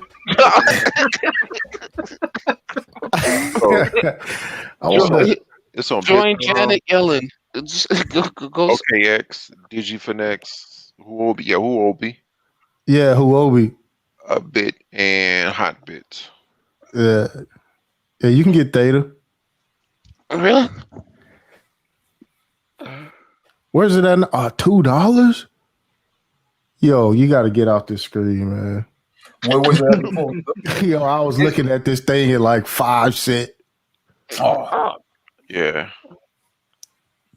I know about Data because Data was doing the net stream type things. Yeah, it And went live. People are streaming on it now. Yeah, it was at 6 cent in March last year. Yeah, it was. And you know what? They had big stuff going on then. They had a partnership with Sony and a whole bunch of stuff back then. I was just sitting there reading the articles, not even getting in, bro. So this is Theta TV, Theta.tv. Yep. Yeah, and they generating a profit already because they charge you to use it. Yeah, there's another social media platform. It's that's almost based- like Twitch or something. Yeah. My bad, might be. Go ahead, my bad. Sorry. No, I was just saying that there's another social media platform that recently came out that's on the blockchain as well. It's supposed to be anonymous. You don't have to actually log into it. Oh, snap. So Which one is that? Let me see if I can find the name of it. It's like it came out as a response to Paula. Yeah, because we missed this one, Mike. We got to find something else. Nah, at $2, that's not bad. I'm telling you, it's gonna go up. It's bad when you could have got five. Yeah, you want Listen, man. I told him. Listen. I missed out. I was telling the guys earlier. I missed out on the firm. It started out at 49, and in one day it went up to $110. Man. Yo, that's why it looked like yeah, $2 sound good, but not when you was. It's up 1,800%. I know. The same thing happened with what was that, Ken? Yo, I had so much Ken tokens. The SEC came down on Ken. Boom. Well, I told you. Ken paid some kind of fee to the SEC, and that was a fine. Was it a fee? It was a fine. Yeah, fine. Yeah, definitely. No, I call it a fee because a fee is one thing. A fine is another thing. I understand, but the way the SEC work is it's doing business. Yeah. Pass go. It's like collect 200. Yeah, collect 200, going on about your business. Now you certified, but yo, it jumped up like 700%. And well, I tell you the coin that's going to blow up again. That's Cardano. I keep telling people because that's the heir apparent to the guys who invented Ethereum. Yeah, that's Charles Hawkinson. Yeah, Charles Hawkinson. Yeah, he part of he's part of Polymath as well. Yep. So all the issues with Ethereum they fixed in Cardano, and Cardano is at what 30 cents now, something like that. It's at 35 cents. Yeah. There we go. You guys. Polymath. When you see these percentages of like 500%, these type of talks need to be had before. Yeah, but they have working products. You know what I'm saying? They're not in beta. People are actually using. You know what I'm saying? The utility is what's going to make a lot of this stuff. If it's not a use for it, if you think it's going to be a money. But doesn't Polymath already have a couple billion in digitized assets already? Yeah, $2.2 billion tokenized on that blockchain already. Yep, and that's why I was telling you Cardano is the one. Yep. Yeah. Charles Hawkinson is. I didn't know he was like some kind of mathematician type dude. That dude's like, all these dudes are mathematicians, man. Yo, this dude's like some crazy like genius. Like he got his own YouTube channel. You know that the two guys you'll see, the mathematicians or physicists. Those are the two types that's in the cryptocurrencies. Yeah, we gotta talk, man. We gotta talk about Bitcoin. Let me know when y'all want to start the trash. We gotta get the thrashing going on, man. Oh no, yo. Well, let me say one more thing about I did send an article to everybody on the Black Brain Trust about how Africa is using Bitcoin to doing trading, and they're adopting it faster than anybody else. And I sent the 2 articles to you guys to look at. I don't know if you guys got a chance to look at them. Oh, see, I read articles like that every day. So Yo, look at that, bro. That is a crazy chart. Oh, it goes on. There's like 300 of them. Yeah, so Bitcoin had a problem assigning blocks. What's going on? What's up with that, Lionel? it was All right. I know it wasn't a double spin. it was a block reorganization. Jared Antonopoulos jumped all over that because I was on Twitter this morning, saying, because every morning I say, good morning to just Twitter. And he was on there going off. I'm like, what's going on? Yeah, I watched the whole video of what's his name? Common Sense or something this morning? Huh? Was it? Oh yeah, I think so. Was it? No, I can't remember. I think it was. I did send it. I think I did send it to you. Yeah. But whatever happened to Common Sense? That dude was like, "This is not a double spin." Blah blah. It's like, it's not a double spin, but it is a problem.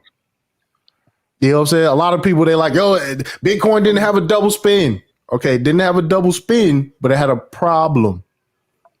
That's a problem. And that's just two trying to make it into that block. Imagine if we reach mass adoption, you have 10 trying to get on the same block, or 200 trying to get on the same block.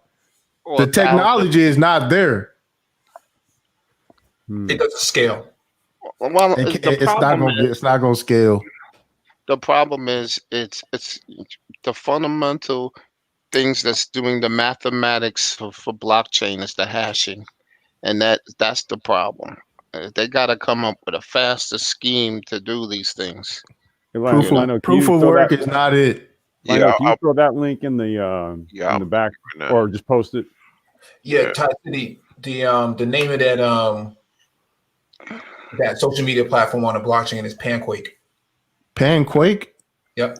I might have to jump on that. Yeah, so like I said, it is a problem. It is not a double spin, but it's still a problem. Well, double spent would have crushed the whole thing. So everybody's taking a sigh of relief off that one. Well, for right now, because see, like I said, that's only 2. See what I'm saying? Are they talking about mass adoption? Like, man. Well, quantum computing, and that's the only way you're gonna have the blockchain. It's gonna have to run on something like that to do those resolutions of these trades. All the layer solutions. That's why the technology is not there for Bitcoin. Cardano doesn't need a layer solution. The Ripple protocol doesn't need a layer solution. Ethereum needs a layer solution. Well, I told you why. It's because he fixed all the issues in Ethereum. No, yeah. I do that. Cardano, yeah. And yeah, then I do need to get into Cardano. And then the thing with XRP Ripple, it's for settlements. It's like Stellar. It's like a different type coin. It's not for So they don't need it. They don't need Lightning networks. They don't need none of that extra stuff. Maddox and all the rest of that. They don't need that. Yeah, it's to replace the Swift system. Go ahead, Mike. My question to Lionel is why did Litecoin jump to 5K? Litecoin or Chill, Mike. Chill, Mike. Mike is okay. Mike, you with the jokes, man. Chill. Listen, Litecoin was down to like $20. Oh, you know why it was down to $20? Because the guy who invented Litecoin, he sold all his holdings. Yeah, so Charlie Lee sold at the top. Yeah, so he spooked when it was 400. Yeah, Litecoin didn't even go back to his all-time high. Yeah, he spooked everybody. That's what happened, Mike. But that was in 2017. Man, Like, on $20 Yeah, but it last never year. recovered. It's only like to 100 something now. You know. here's what's going on. China has been testing out their CBDC situation. I forgot the other country that did it. Who did? Iceland. Oh, okay, Iceland, and then another country has enlisted XLM Stellar. Ukraine has enlisted Stellar to build the infrastructure for their CBDC. Like all this Litecoin stuff, they're not going to let this onto their blockchain. It's not going to be. People right, they finna go around the government. Though it's the biggest joke. Though, like, don't get me started. I just came on here to rag on Bitcoin real quick, man. Y'all keep buying it. That's all I'm saying, man. Keep on. Nah, I told you what I like. I like Stella and I like Cardano. You know. I do need to get into Cardano. Yeah. Because Litecoin, if you go to Litecoin's GitHub, they haven't had no commits on there. Like, nah, man. Nobody's no development going on this shit, man. Like, look at the developer activity. Dried up. Because the guy, come on, what happens if you got the guy who started all this stuff and then he sold out and left everybody hanging? You know, yo, scroll over December real quick. You see that? No, they were on vacation, Tassie. They were on vacation. No, man, this is what I'm saying. But see, this is what Solo TV and them not telling y'all, man. Oh, this is what all these newfound cryptocurrency geniuses are not telling y'all, man. Wait, this is in the course. You got to buy you. That's in the course. Yo. Now, Litecoin is supposed to be, well, I don't know if people know this, but Litecoin is supposed to be the silver to Bitcoin's gold. Yeah, so when there's a new update people want to put on Bitcoin, they'll put it on Litecoin first. Mm-hmm. To see if it crashed. yeah. So basically, Litecoin is a crash test dummy. Just to get what works. It's not real talk. They did they did it. Remember they had to do the segregated witness on Bitcoin. Then they had to do the Lightning Network, and then on and on and on. The technology there's not a solid base. You know what I'm saying? Like the rest of these other projects. Well, come on. You don't even know the face behind Bitcoin. Nobody knows, and that's everybody's taking the credit for it. What's the guy, Craig Wright? He keeps saying that he. Craig Wright. Wait, Craig Wright is suing websites to take down the Bitcoin white paper because the Bitcoin white paper shows that its original use case as being peer-to-peer transaction failed. It is now they say it's a store of value that's not supposed to be transferred. Like, if you read Bitcoin's white paper and see what happened to Bitcoin, like, it doesn't make any sense. Is that why the transaction fees are so damn high? Yeah, the higher it goes, because it's peer to peer. It's for me and you. It's the people's money. You know what? Whoever invented if that person is a group of people still alive, they can't come to the light. Nobody. Wait, I thought they figured it out. It was some Asian guy who did. No, that was the name of the paper. Satoshi. Yeah, Satoshi Nakamoto is like saying John Smith. Yeah. Nobody's gonna go and say. Nobody's got any sense is gonna say I invented Bitcoin. No, they can't, because next thing you know, they're gonna be in court and on Government Hill being sued by the government. Well, why did you try to take down our government? Well, unless some idiot who emptied out his 401k and all his savings in it didn't pop him off first in a rage. Yeah, Craig Wright was trying to claim he was Satoshi, and in court he couldn't get into the main wallet. But He's but not I even. was He's not even a mathematician. He can't do any of that stuff. Yeah, John McAfee said the same thing. but I mean, truth be No, told, if I the don't think government John McAfee tried to. They chill, Mike. Nah, it was Craig, and no, they were trying to see what they were trying to do. They were trying to pin it on people and said like you're Satoshi, and the guy says no, I'm not, and then, and then this guy Craig said I'm Satoshi. Everybody said nah, we don't think so. Right, which is I think is crazy because listen, whoever is blamed to be Satoshi, they're gonna receive a lot of smoke from Oh, governments shit. around the world, which No. I think is crazy that Craig Wright is trying to get that Trying to smoke. be, yeah. I never understood it either because but he started Bitcoin SV afterwards, right? Which is a fork of a fork, right? Yeah, and it's SV is for Satoshi Vision, which is somebody else. Like, why'd you know what I'm saying? Like, if you're the original, why would you name your own the project after somebody else? Like, I mean, I just think it's Kind crazy. of Like, ruins dude, your case. right? I Like, dude, nah, he's just a head smoke, you don't case. want it. But Yeah, I mean, do we really think the governments don't know who invented this? I just have a hard time believing that they don't know. they don't know. Trust me, they don't know. With all the technology and tracing that we can well, do. the government, you got to understand, a lot of politicians took Bitcoin contributions to go around different. You know what I'm saying? It was never for them to like try to expose it and bring it down. Wow, But when you have pro athletes who've gotten portions of their contracts paid out of these this shit, people are something nuts. tells me these people are something. nuts. Wait, who did that complex? Oh, it was Spencer two Dinwiddie, football players. Yeah, it was two a football couple players football that got paid. players, a few soccer players. Okay. Look, I know Elon Musk said recently he wanted to be paid in Bitcoin. So Yo, at all time highs. Yo, pay me in Bitcoin at all time highs. All time high. When is that? That shit is nuts, bro. Like next season, like you know. Oh, but they don't know. See, they look at it and say, "Oh yeah, look at this thing going up," but they don't.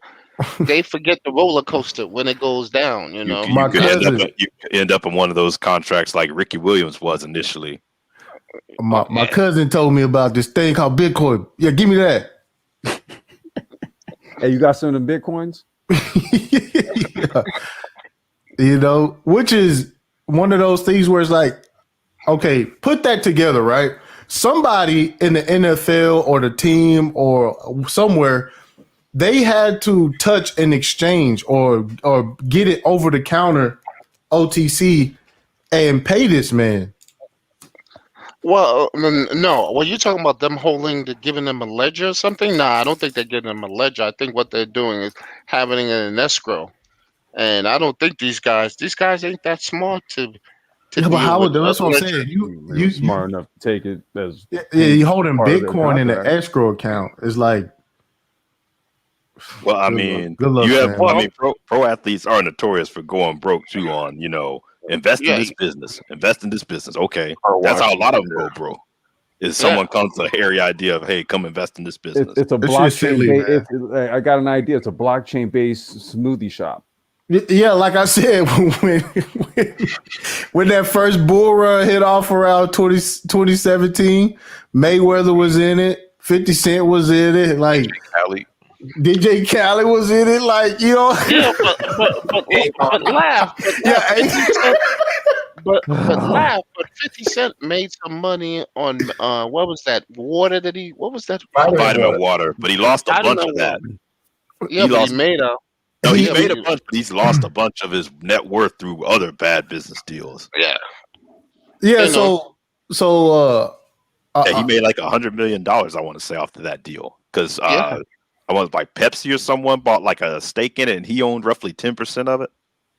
Yep. That stuff was disgusting. it I would, don't like it. I just, yo, man. You just come here to start problems, don't you? You No, came I in- just no. I just want people to look at this thing, man. Like, trust me, I'm all about this. This is a wealth extraction tool. That's what it is. It's a wealth extraction tool. So you're saying it's taxes? That's what you're saying? Yo, dead cat bounces all the way down to 25. Dead cat bounces, you know. So you want to put up a Deadpool for Bitcoin? Yo, I'm advising people to get in at the all-time highs. 1 week after it doubled the all-time high that it just took 3 years to get to. This is a perfect time to get in, guys. Not certified financial planner. I was gonna say, yeah. Hey, we posted the link earlier. Why not? Everybody else is doing it. They can't get us all. No. I tell you, he just came on just to start trouble. No, man. Yo, hit my affiliate link, you know? Oh, man. Yeah, but that's all I got though. So it's currently, if I'm reading this right, it's currently trading around 32. 32. Oh wow, and it was at 40 the other day, right? Yep. 41. Wow. 42. Yeah. 10K. Well, you saw when it hit 41, right? It's when they were storming the Capitol. And that's when it hit. And then after that, there is no historical supports all throughout the 20s. It didn't even capitulate. It just shot to 30. Yep. I was gonna say I remember when it was around 10. And I had a coworker who owned some, and I think it went down a little bit lower. And every day they said they would open their Bitcoin. You just hear them go, like Yeah. Yeah, that's what especially if it happened on a 6, that's what they call capital gain. Yo, and then there's people saying, there's people, right? Mike, Mike, what's up with you today, man? Yo, hey, $41,000, and they say that now the institutional money is coming in. The smart money is getting in now. A lot of companies were buying Bitcoin as an insurance policy against ransomware attacks. Mike, you don't understand. These people was buying Bitcoin at 4,000. I think the Grayscale investment was set up when Bitcoin was like 6,000. Yeah, I understand that. I'm saying the idiots that you're referring to, the not so smart people got in. Is a lot of these institutions like healthcare and other big major Fortune 1000 companies were trying to buy it as an insurance policy against ransomware. Oh yeah, I remember you was telling me that the people will hack their shit and they want to be paid in Bitcoin. Yeah. Yeah, send it to my Coinbase account. wow. Yo, there are no off ramps for Bitcoin anymore where you could just be anonymous, even to your wallet. You know what I'm saying? That address is somewhere else. So, well, Amazon said that if you use Bitcoin to buy anything from them, dude, they will turn your shit over. No, that's a fact. And see, and even through the Lightning node, if you ran a node, you are legally a money, what they would call like a money exchange or something like that. Money transfer service. Yeah, you are a money transfer service if you hold a Lightning Network node, and you have to turn over all the transactions that came through that node. Not if you set it up under an LLC. Oh shit! I was going to say though, certified financial planner. Go to CFP.com. No, but I was going to say seriously, doesn't that essentially shut Bitcoin out if all these major retailers like Amazon says, "Hey, we're essentially going to erase the anonymity of it"? Yeah. No, but because what they do is now transfer Bitcoin to another coin, and then like to payment coin. USD Tether. I'm not telling you how to do it. I'm just telling you how they do it. You know, a lot of them do it like intercoin transfers. Yeah. Yeah, I mean, yo, this whole thing is just you got to find the humor in it because the sadness is about to come, man. Well, I'm just waiting for it to go back up to 41,000 so I can buy it. I'm waiting for it to go to 50 tonight. This is Don't yo. And the funny thing is, I'm watching I'm subscribed to a bunch of crypto channels, so it'll be today. It'll be, is this the bounce that we're waiting for? And then it'll go down again. It'll be like Bitcoin up or down. Today's decision day. You know what I don't like because I see a lot of those channels too. They use the word imminent, like Bitcoin such imminent. I'm like, based off what, man? Just based on the chart. Look at it's going. Look at the line. It's a triangle, fam. We had a higher low here, so this can only mean that we should be seeing 80,000 by the end of next week. Look at the double-headed shoulders. You see these candlesticks here. This is very odd. But these candles, man. It's high value. Oh yeah, high value candles.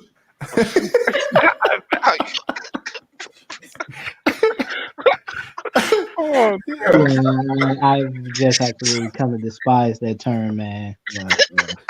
Not every time I see candles on the chart, nigga, that's what I'm thinking about now, bro. High value candles. Yo, then you see these guys, man. They'll take it. Okay, they'll open up the screen like this, right? Mm-hmm. And the triangle that they drew yesterday doesn't work anymore. So they'll change the time frame until it makes sense. Until they can, like, yo, it's a wild game, man. They don't stay consistent with their analysis, basically. Well, they are consistent with the new analysis all the time. They're perfect every day. They're always accurate every time, right? Yeah. You're supposed to forget about the last one. Oh, then they'll go back to an old chart that they had to say, this is where I called it. I know which guy you're talking about now. He's out of Texas. Yeah, I know which guy you're talking about now. Yeah, man. It's a lot of you guys. That was I know who you're talking about too. Yeah, be having the music playing. Yeah, that's the two. MA. Was it MA? I'm not saying no names. I'm just saying that, that it's funny, man. You just got to listen to them because I turn it on in the morning just to hear what they say, and then I just start laughing and I just go about my business. I forgot his name. Oh, Mitch. Why are you mentioning Mitch Ray? No, we talking about Mitch Ray, right? I mentioning no names, man. I look at his live streams. He's not perma bullish like some other. He not perma bullish. It's all about him. He don't really care about what's going on, really. No, because he like, dude. Because he'd be the first one to say, like, man, it's all speculation. I'm just looking at the charts, seeing where the money go. But there's other people, they are perma bulls. If this thing go at 1%, they like, oh, it's booming, it's booming. But see, I like the perma bull channels, the Moon Lambo boys. I like watching those channels, bro. It's like, this is what we've been waiting on. Perfect opportunity to buy. It's like, dip, buy the dip. All right. That's interesting because car dealerships, now you mentioned the Lambo, some of the luxury car dealerships on the West Coast are actually accepting BTC in exchange for a vehicle now. Yo, do you know what it was like that first bull run? Is that so? That first bull run, they was accepting Bitcoin at a JDM car lot where this guy bought his Skyline, they posted it. Bro, and then that fucking Bitcoin they was holding on to went down to that 3,800 level, bro. Yeah, but a guy bought an apartment in Manhattan with Bitcoin. Man, that makes sense. I mean, stored value. Yeah, I mean, yeah, it's a store of value. I mean, you hold it and store it, and hopefully it has value later. Value. Hopefully, you store it, and then you're the storage for the value. Well, you just a rainy day fund, man. I'm sorry, are you high value? Oh, you went. But the time to, I mean, we always tell people this. Look, the time to invest in it was when everybody was ragging on it, talking about it like, oh, it's going to zero when it was at $3,800. now is at it went from 4,000 to 40,000 in 10 months. Now I can't justify telling people yes, a good time to invest in. That's it fell back down to 4,000 10 months ago. 10 months ago in March. It was at technically 38. Oh wow. $3,800. 38. At the same time, all the things took a dip. That everybody took a dip. I think when we started this channel, it was around 1,200. It was around 1,200 when we first started the channel. That must have been in 2016, 2017. Yeah, it was around that time. Yeah, I remember around like 20. I first heard about it around, I want to say probably around 2009, 2010. That was definitely a good time to get in it. Yeah, but I mean, the guy who was talking about it, he just made it sound like he didn't explain it well, and he was talking about all the mining he was doing, and I was like, "What is this guy talking about?" Yo, that was back when you could mine up like 3 or 4 Bitcoin a week. Yeah, he was talking about buying computers and constantly mining throughout the time. Because you would get 50 Bitcoin per mine block. Yeah. But your electric bill was out of the world, man. Well, it didn't matter to me at the time because I just loaded up all the school's computers and I just mined that one. Straight Shooter said, I could never get behind the idea of money that's stored on a thumb drive. What about a debit card? They got chips in the goddamn debit card now. I mean, similar concept. But you know what? No, it's just I get what he's saying, but I don't think people understand how close they are to this technology already. It's a big to piggyback on what you said. I can't remember the last time I handled physical cash, man. Sure, you guys. I gotta cash out, man. That's just like my upbringing. I gotta have a knot. Yeah, but like spending money, like going to the store, buying stuff. Like, I have money. I have dollars in my pocket, but I forget it's there. Yeah, me too. I use the RFID chip on my car all the time. I just put it up to the thing and go bloop, and all the snack machines. And people be like, "You can do that?" I was like, "Yeah, yeah." They said 93% of millennials in this country actually don't use cash. 93%. Yeah, one of the young guys use his phone. They use their phones. I have not used physical cash on anything in years. I use Samsung Pay. I can't, man. I be on Craigslist and offer up, man. Like I still fuck with the streets, man. And they fucking with Cash App. I pay my yard man with Cash App. The Mexican dude. I use I've had a PayPal account for years. I've used Samsung Pay since they first released it. Mm-hmm. So I have not dealt with like physical cash in years. I got a $20 bill that's been in my pocket in my wallet. Gentlemen, I gotta tell you, you guys are not living in New York because you go to some restaurants, they don't take cards, they take cash. You go to bodegas, they take too. Cash. Yeah. The best Mexican restaurants. Yeah. Paying in cash. Chinese restaurant paying cash. You can't pay you can't pay cash. That's it. That's it too. Yeah. Even now though, the homeless dudes that be out there begging, they got a Cash App now. No. I know a buddy talking about because they got ATMs in the Mexican restaurants. They'll say, "Oh, you go to the ATM and then pay." And you know what? A buddy of mine used that ATM, and then then he had all these other charges. Yeah. No, man, we don't. No, we don't do that. Yo, so we pay cash. Wait. Cash okay, so now. I don't know if y'all heard about this. The new thing now is, especially in the hood, is buying the crypto ATM machines. Uh-huh. Yeah, I've never heard of that. Yeah, there's one literally like a mile and a half down the road out of Valero gas station by my house. There's a crypto ATM in there, and people go in there and cash out all the time. Really? Yep. Yeah. Oh wow. Yeah, the hood niggas on that shit, bro. The hood niggas fucking with the Bitcoin ATMs, bro. Well, because it gives you a way to do banking that you couldn't have banking before.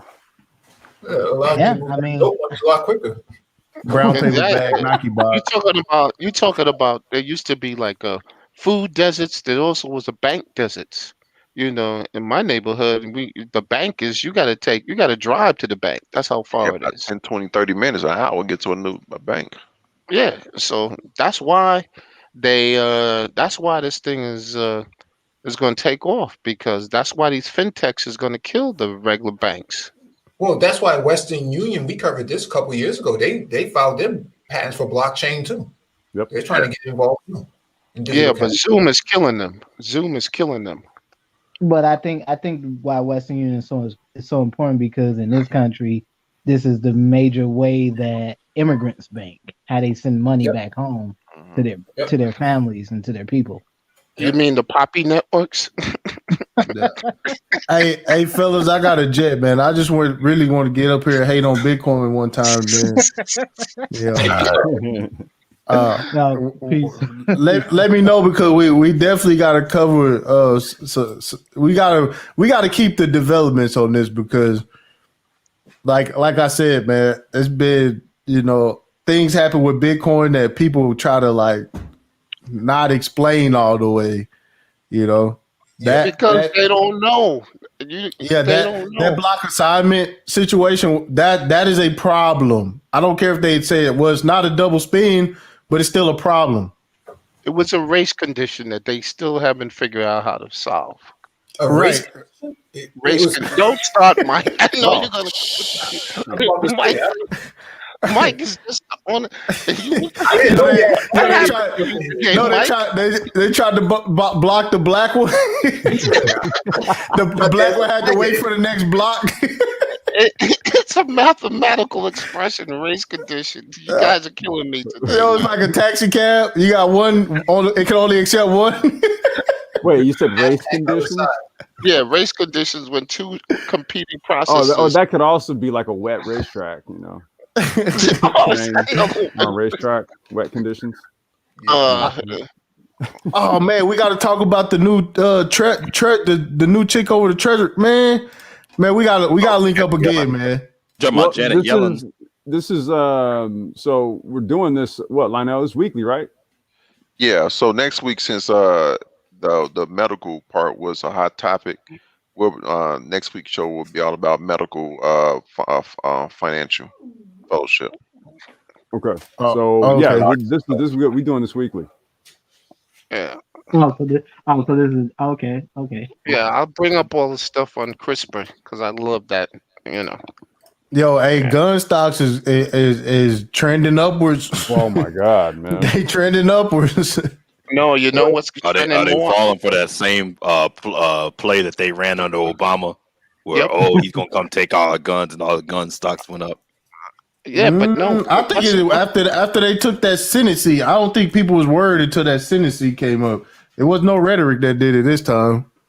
No, what it is the ammo stocks. That's what's went up. Because I believe in Wisconsin they had to limit the amount of bullets you could buy. Yeah. Oh yeah, they did. You can't buy no 9mm.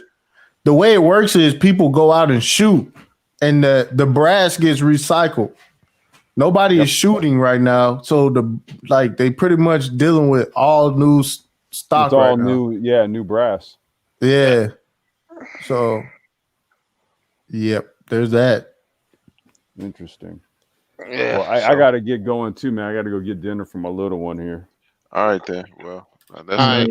Good stream, yo. I really. All right, y'all. Peace. Check y'all later. Later. All right, y'all. Hey, we appreciate you for coming through here. Appreciate Lionel for putting this together, and this will be a weekly get together to really do some financial fellowship here and get real proficient on a lot of these subjects matters as it relates to finance, cryptocurrency, stocks, and all that. So man, join us next Friday. I think that's what we're gonna do. Yeah, Fridays. All right. And man, we'll check y'all out on the next one. Peace.